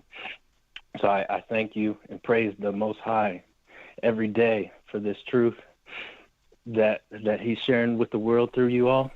Praise the Most High. High. And I'll continue to do my part and continue to fight for our nation. All right, brother. You're a great soldier for the Almighty. And I hope to see you soon, brother. All right. Yes, sir. Shalom to you, elder. Shalom. Don't tell me the Most High don't have some serious men in this work. I mean, and compassionate. Have compassion. As far as men is concerned, having serious love for Christ and the love for Christ's people. So, brother, I feel you, and I'm glad you're with us. 904 area code. Shalom. Hey, how you doing this evening? I'm blessed by the Almighty. Shalom, shalom. And his name is Ahaya. Talk to us. Absolutely. I just wanted to make a statement in regards to whether or not was justice served yesterday regarding the Chauvin case and George Floyd. Yeah. I'll say it's multi-layered. On one hand, if you're just looking at it from the perspective of like your normal African American that doesn't necessarily realize that they're Israelites, then justice was served to a degree to give people hope to say, okay, African American man killed in front of everybody. They hurt us for the first time, and they did what they were supposed to do. And of course, just individually for the family, I think that was a relief amongst African Americans that they seen that the family got justice for George Floyd dying. If you are an Israelite, then and you understand that, then no, justice was not served. We won't receive true justice until we return back to the law, statutes, and commandments and keep the faith of Christ. So until that happens, know for us in general, justice can't be truly served until that takes place. But yesterday, for his family, him losing his life, justice was served for his family. So I think that's been the conversation from the people that I've been around, saying, like, listen, I can't really celebrate because the man lost his life. But seeing his family receive funds for his death in a record fashion in the state of Minneapolis, that was great. And then on top of that, for that murderer to be taken off the street in regards to the officer, that was relief for the family. But again, overall, for African Americans that don't understand that they're Israelite, I think they still know that the envelope has to continue to be pushed forward. Those that do understand that they are Israel, we understand what true justice looks like, and that's returning back to the Most High and to the Messiah. Then that's when we'll receive our true justice and redemption. So again, it's a multi-layered question, but I appreciate you putting the question out there to everybody. That's pretty much all I have. Well, thank you, brother. And I'm glad, it's good. It's a poignant answer, multi-layered, and you eloquently broke it down. So I appreciate you, brother. I appreciate your viewpoint. Absolutely. All right, bless you. Absolutely. Okay. There's a reason why, and I'm glad the brother brought it out. There's a reason why I take these particular narratives. I really don't take them only just through face value, because it could be one thing today and the next thing tomorrow. Like, for instance, we have right now R. Kelly in jail, who didn't even go to court yet, but he's still in jail. Right?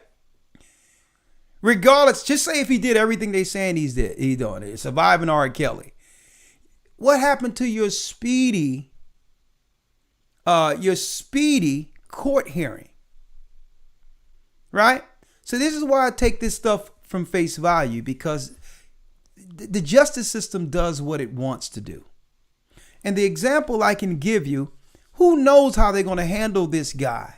And that's what I'm going to keep my eye on once he's behind bars, and whether or not he stay behind bars. Because when the story goes someplace else, out of sight, out of mind, right? Like, for instance, during the Code 45 political campaign that we seen last year. And under the cloud of Code 45, you have Bill Cosby, who's still in jail, but Harvey Weinstein was released from a medical isolation. It was so happened that he was able to, because he was dealing with the Code 45 or whatever, to get special privileges to move him to wherever. Now, it says here, Harvey Weinstein, who tested for the Code 45, has been released from his 14-day quarantine, who is being housed at the Windy Correctional Facility in New York, has been deemed all right. Now listen to this. His spokesman, Engelmeyer, told Fox News, Engelmeyer did not have any further information on the Code 45 symptoms. Oh, what a convenience. Weinstein prison consultant, Craig Rothfield, and the former movie mogul is still in the regional medical unit. He's still in the regional medical unit at Windy and is being monitored for his various conditions. It is unclear if the State Department of Corrections will continue to house Weinstein at Windy or move him to another long-term facility. Now, they'll move him to a long-term facility, but won't tell you what that facility is. Okay, and that facility could be, a nice yacht, hanging out with a few chicks. See, so what I'm saying is I can't take a lot of these judgments on face value. Because the media can say one thing and you think justice is served, and the next thing you know, he was just a political media sacrificial lamb. And eventually you can be moved someplace else with a new identity and everything else, and it's all good.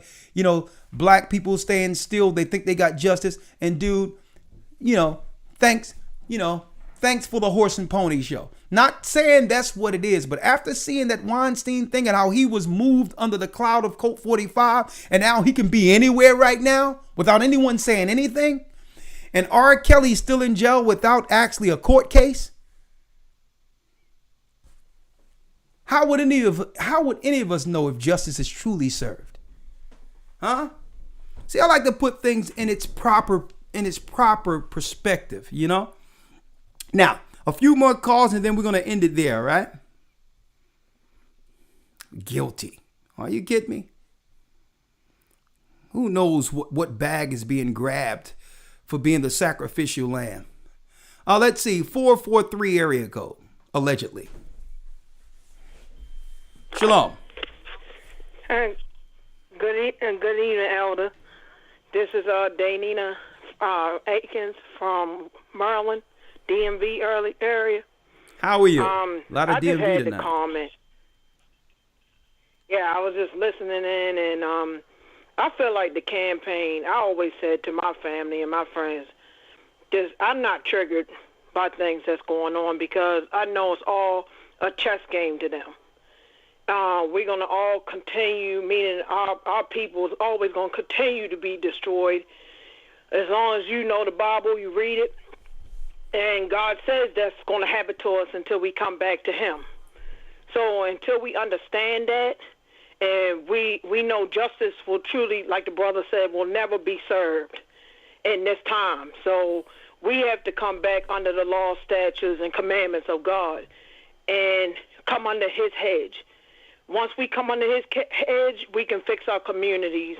We can stand together. Women will be right. The children will be right. And our husbands can lead. Until then, we're going to all fall short of that and in hope of, things being better. And as far as, the jab goes or the juice, whatever, I have the Jim some Jones family juice. and friends I done told and told. Sister, if you're going to say it, you got to say it right. The Jim Jones juice, okay? The Jim Jones juice. There it is. As I feel like we can talk as us being, followers of Christ. We can talk till we're blue in the face. You can't lead. It's just like you can teach people. You can tell them about the, the do's and the don'ts, and you can lead them to the word. But you can't make them drink. You can't make them study. You can't make them understand. You can't make them follow. So, in that, regard, I pray for them. My dad has already got his first and second shot. Hold up. So someone drunk the juice. Okay, you say your father drunk the juice. Go on, make sure we keep this. I'm trying to keep my channel. Juice. Okay, your father drunk the juice. Go on. All right, someone drunk the juice. So, in that regard, I can't cry for that. All I can do is move forward. That's all I had to say. I just watch out, make sure these cats aren't triggered at the wrong time. That's all I'm worried about. You know what I mean? Next thing you know, it's be the Walking Dead out there. You know what I mean? So, hey, like I said, people still ain't. I'm gonna tell you. I'm gonna place you on hold. People still aren't keeping an eye on this. And maybe sometimes to some degree outside of the Bible, it could be a little conspiracy theorist thing going on. But I mean, I'm still, when that thing with Tiger Woods just don't sit right with me. He gets in an accident leading up to the Masters that he probably would have spanked someone in, and only for an Asian to become the new master guy to win the Masters. But that ain't the part that I care about. Maybe the Asian guy can play golf. What I'm saying is, when you go back to that accident with Tiger Woods, he said the only thing he remembered doing was getting in his car. And once he got in his car, he woke up in the hospital. He didn't remember anything else. It was like he was sleepwalking.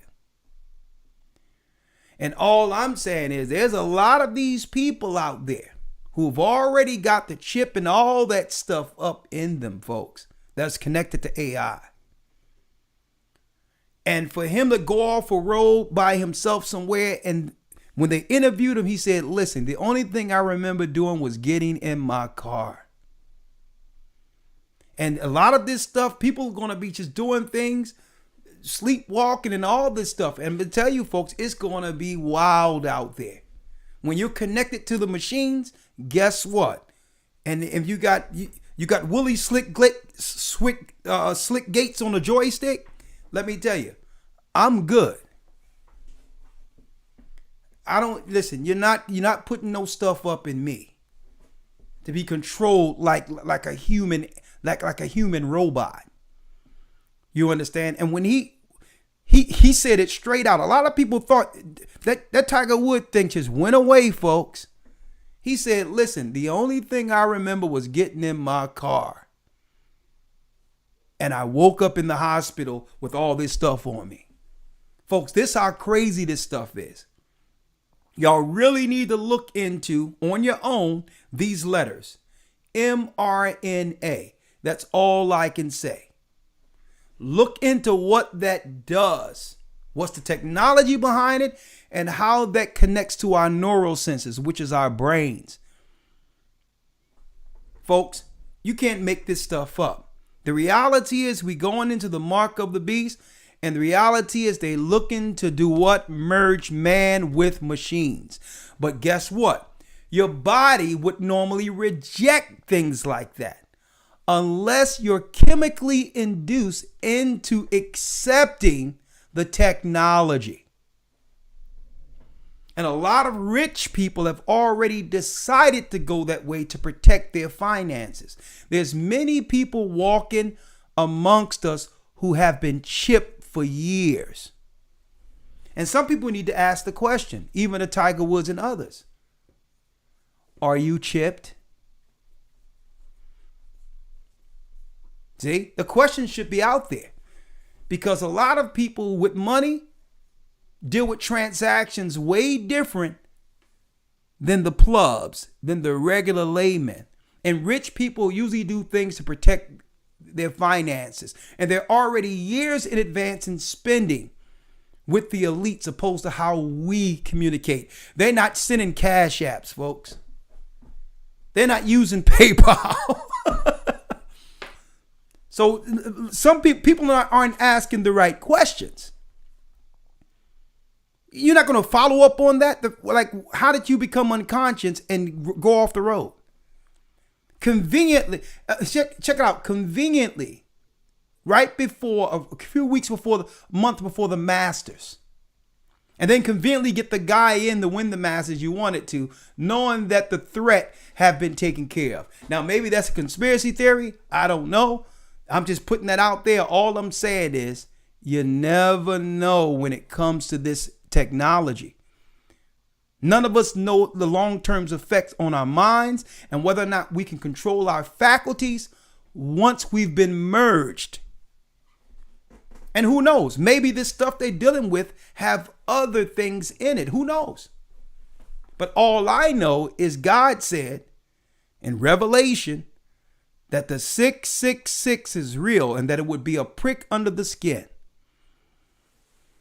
And that it will be the mark of the man, that no man will be able to buy or sell without of it. And when you look at that prick, it talks about the etching under the skin, merging us with the beast. The man is Satan. So I'm not saying it's true, but I'm saying that we need to start asking some of these questions because there's a lot of unanswered questions out there that people are just leaving out there. Are there elites as far as politicians and athletes and all that, and people that are CEOs? Have they already taken the mark of the beast? And I think that's a reasonable question in the time we live in now, where you can go on YouTube and you can see a guy who got a chip in his hand and conveniently opening up the doors and all that in his house and all that. And that technology was 10 years ago. How far along or how close are we to them implementing the mark of the beast, doing what we're showing you right now, where now without They're saying straight out, folks. They're telling us straight out that the Pentagon has now conveniently, out of nowhere. Now, Jim Jones juice was created out of nowhere immediately. Like, it just happened. Emergency happened. They say it's going to take 5-7 years, and the Jim Jones juice is already here. And then conveniently, out of nowhere, even though this is a new novel type of new strain of disease that's coming out, the Pentagon already has a microchip that can detect it in you already. Where is this leading, folks? Is the Bible correct when it says the mark of the beast? And are they connecting people? Okay, let me make it clear. To the maniacal joker, the lunatic, the beast, Satan himself. Okay? See, normally our body, our spirit, our belief system would actually do what?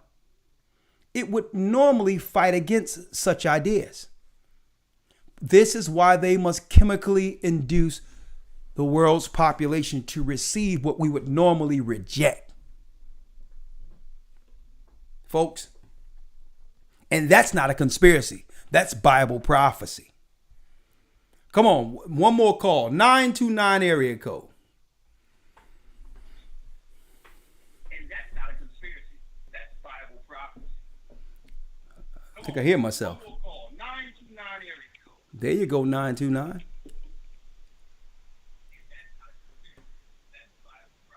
Oh, you just want to. Hey, can you turn me off in the background, please? I just turned you down. Hi, Elder. How are you this evening? I am blessed by the best. His name is Ahiah. His son is Yeshaya. And do not take Jim Jones juice. All right? Talk to us. You don't have to say that to me twice. All right. So I have two comments that I want to make. The first comment is I'm convinced that people are indoctrinated. I think, and I say this because everything that's happening doesn't make logical sense. Like just simple things that we are experiencing, that we're seeing with wearing our mask and having children wear the mask, and now there were some articles that came out. I don't know exactly when, but I want to say within the last month.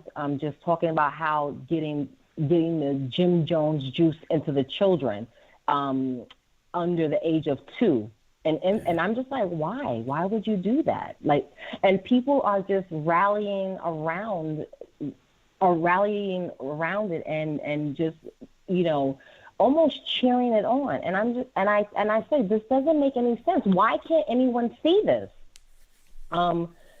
That's one of my comments. And my next comment is, it kind of piggybacks on this. I'm in the education field, and I see children come to school. And I'm talking about kindergarten and pre-K. They're wearing a mask. The children cannot play with each other. The children have to stay 6 feet apart.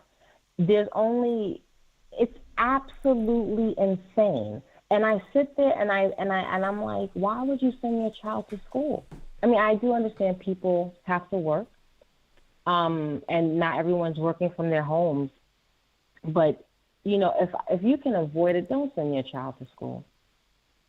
There's no reason for a 4-year-old or a 5-year-old to sit all day with this mask. It's not normal. And I, as an adult, have to wear the mask. I absolutely hate it. And I feel like it obstructs my breathing, and I can only imagine what a child might be experiencing and cannot articulate. So, I mean, I don't know. It's just it's not a good thing. What you are, a teacher? You're a teacher? You work in the school, yes. You say? Oh, okay. And yes. Kind of feel like communist. You feel like you're living in a communist country right now, no? Right. Well, yeah, because we have to do it. And you always say, and forgive me because I don't know the scripture, but the knowledge of this world is for fools. It's foolishness with God. That is, I see it. It's foolishness with God. Okay, my colleagues and just you think about all the educated people, and they sit there and they talk about, I just got Jim Jones juice. I feel better now. You think you feel better, and no one is. It's almost like how you introduce yourself now. Hi, I'm so and so. Hi, I got Jim Jones juice, and it's just crazy to me. It's almost like I'm living in the Twilight Zone, and I'm sure I'm not the only one that feels this way. Well, it's time to ramp this up to the next level, so I need you to hold on to show you where the schools are going. I got a live report from Reuters News. It's called Reuters News, or what do you call it? Reuters News. Live from Reuters. So live from China, since you're on the phone, I'm going to show you where it's going. This is prophetic here for you. All right, I'm going to show you where it's going. You ready? What's your name, sister? Oh, Trish. Reuters. It's called Reuters. Reuters News live. I'm going to show you where it's going. It's about to get deep up there inside the schools. Reuters News. This is mainstream news. China cities using anal swabs to screen Coke 45 infection. So this is where it's going. So just coming to a school near you. Reuters. Here it is. Let's all the way live from Beijing, China. Some Chinese cities are using samples taken from the anus to detect potential Coke 45 infections, as China steps up screening to make sure no potential carrier of this new thing. Okay, the regional outbreaks of the Lunar New Year holidays. A throat swab, a 52-year-old man in Hunan City in northern Shanxi province showed negative results. So they say, listen, we gotta go through the anal probe to really get the real deal out of this.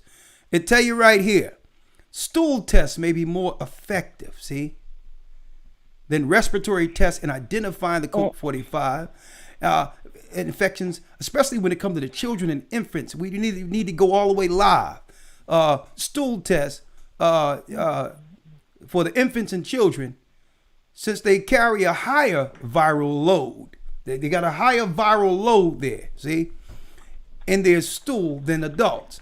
So researchers at the Chinese University of Hong Kong had said in a paper published last year. So it's time to go all the way live with the children. A matter of fact, I can't show you the actual video, sister. We showed it in the Academy week 10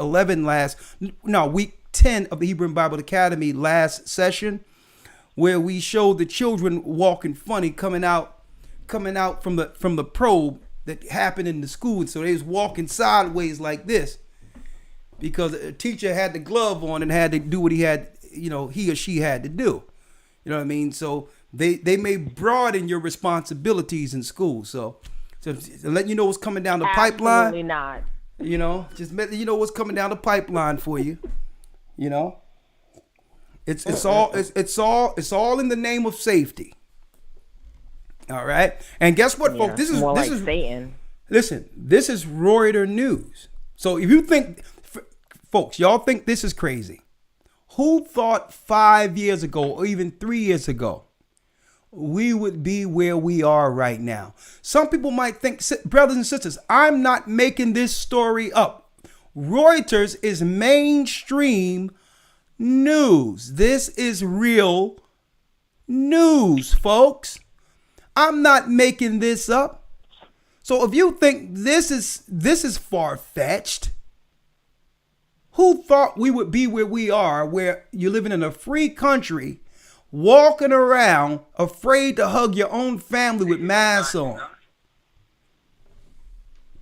So even though listen, folks, I'm just telling you, sister, I hope you're ready for more broader responsibility. All right, I hope you're ready to kick it in, the full drive, China style. All right, so I'm gonna put you on. I will put you on. This is where they going. So, yeah. So I'm gonna place you on hold, take one more call, and then we'll wish you all Godspeed.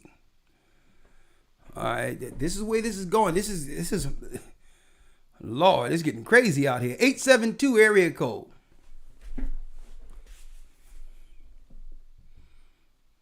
You're live. 872. Okay, y'all cannot be using profanity in my chat now. Okay? Don't get the devil up in you. Get rid of that real quick. Somebody. Who's this? Space Orbison. Put him in space. All right. All right. All right. You gotta get him out of here. All right. One last call. Let's see. I'm sorry I couldn't get everyone, which is pick up calls next week. 559 area code. Oh man, shalom, brother. Can you hear me? Loud and clear. How are you? I'm doing fantastic, brother. Man, so it's crazy. So let me just get to the point here. First of all, I think y'all are doing a fantastic job. I want to talk about something you said concerning reparations. Yeah. There's a bill on the House floor right now called H.R. 40. It's led by a sister, as a matter of fact, from Texas, a representative from Texas. Her name is Shelly Ali. She's doing a fantastic job. I don't know if you've ever seen her speak, but she's doing a fantastic job trying to push the agenda forward. So the reason why I called and what I want to talk about briefly is how we can support it for those who choose to do such a thing. If you simply Google H.R. 40, there is a way that you can write your local congressman or your local representatives to have them to show that basically it's important to you. And then from there, they can basically push the agenda further throughout Congress and ultimately try to get this thing passed. But it's called H.R. 40. I think it's very important for everyone to kind of Hey, brother. Brother, let me tell you, brother. Did you read H.R. 40? Not in detail, no. No, I've read H.R. 40.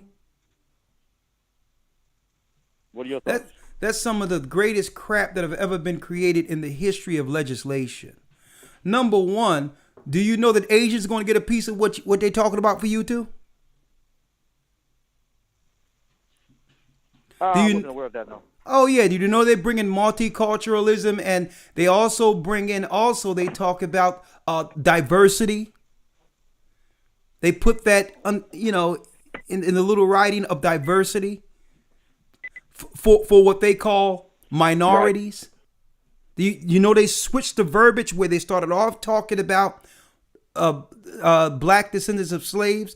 Then they changed the verbiage to more diversity and minorities, which is usually white people who are now in a minority if they choose a certain sexual persuasion.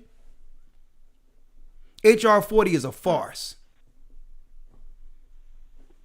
Okay? It's straight garbage. A matter of fact, if anything, the plan for Black America that Ice Cube was presenting was more so on par where the conversation should probably begin. All right? Next thing, perhaps they can network and link up in some type of way. Yeah. Because it seems as though that's the closest thing that I have seen in recent years that has gone all the way up to this far in the judicial branch that has some shot of possibly, passing and having some level of impact in the lives of everyday, quote unquote African Americans. Brother, don't drink the Kool-Aid. If anything, this thing passed, and guess what? There'll be another store, and you have to be ordering beef yacht straight out. All right, I'm gonna place you on hold, and may the Most High be with you. And let me see. We have one more call, and then we'll wish you all Godspeed. Matter of fact, that's it. May the Most High be with you. Pray not. May the Most High be with you. Stay prayed up. Sin not. Someone says take a new call. All right. See, y'all. Hey, brothers and sisters. I read the H.R. 40 bill. Okay, it has the devil all over it. You talking about being sold out. Okay. You can put that in the same boat with 40 acres and a mule, since it's got a 40 in there. How did that work out? Let me see here. Yeah. I think, let me see, 803. I wanted to answer 803. All right, so that ends our broadcast for the night. Stay prayed up, sin not. We will soon see Zion. The Most High is calling back Israel. I'll see you all in the academy. If you wish to support the church, you can, through Cash App. It's real quick, $ GOCC 144 donate, and that helps the broadcast. Your live broadcast is for Saturday as well as Wednesday. If you have Cash App, $ GOCC 144 donate. If you don't have Cash App, don't worry about it. Go to gatheringofchrist.org, go to the donate tab, and they'll give you options on how you can actually help the church financially as well as in other means, okay? Outside of that, keep in mind, there's a P.O. box where you can actually send things to us, whatever the case is. There's a P.O. box you can utilize. 2000 Hamilton Street, Philadelphia, PA, 19130. P.O. Box 946. That's right. 2000 Hamilton Street, P.O. Box 946, Philadelphia, PA 19130. With that, we're going to say shalom. May the Most High be with you. Stay prayed up. Sin not. We will soon have the Patreon. We will soon have Save Me as a single that you can download from our website, royaltymusicbyshepherd.com. With that, I'm going to say stay prayed up, sin not, and you know I'm about to play the jam. Ahiah's calling back Israel. Let's do it.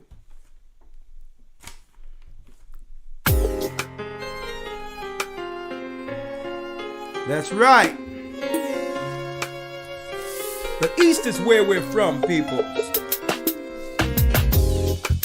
The East is where we're from. The 12 tribes of Israel. In 721 BC, the Assyrian king took us down. We fell. With the great escape, we went through the Euphrates. The Lord held the water still. To a land where no mankind dwelt, we went. The 12 tribes of Israel. Manasseh, the Cubans, Ephraim, Puerto Rico, Naphtali, the Hawaii. The Lord is calling back Israel. From Panama, Gad, the North American Indians, Simeon, the Dominicans, Ahiah's gathering Israel. The Arabs and Africans told us,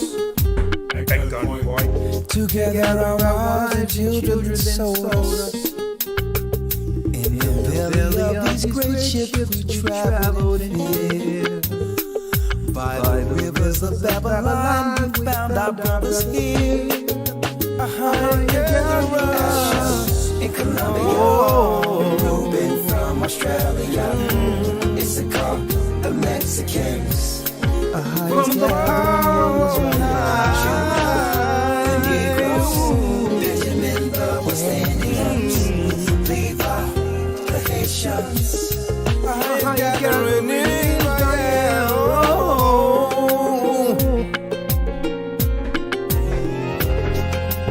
Most High's gathering the children of Israel. Don't take the Jim Jones juice. All right. Come on. Where we from? Asher in Colombia. Reuben from Australia. Issachar, the Mexicans. That's who we be. We be Judah, the Negroes. Benjamin, the West Indians, Levi, the Haitians, my people Levi, Manasseh, the Cubans, Ephraim, Puerto Rico, Naphtali, the Hawaii. The Lord is calling back Israel. Benjamin, my man Gaji, Come on. A higher gathering in Israel. Shalom, may the Most High be with you. Stay strong, support the work. And that's right. Do not take the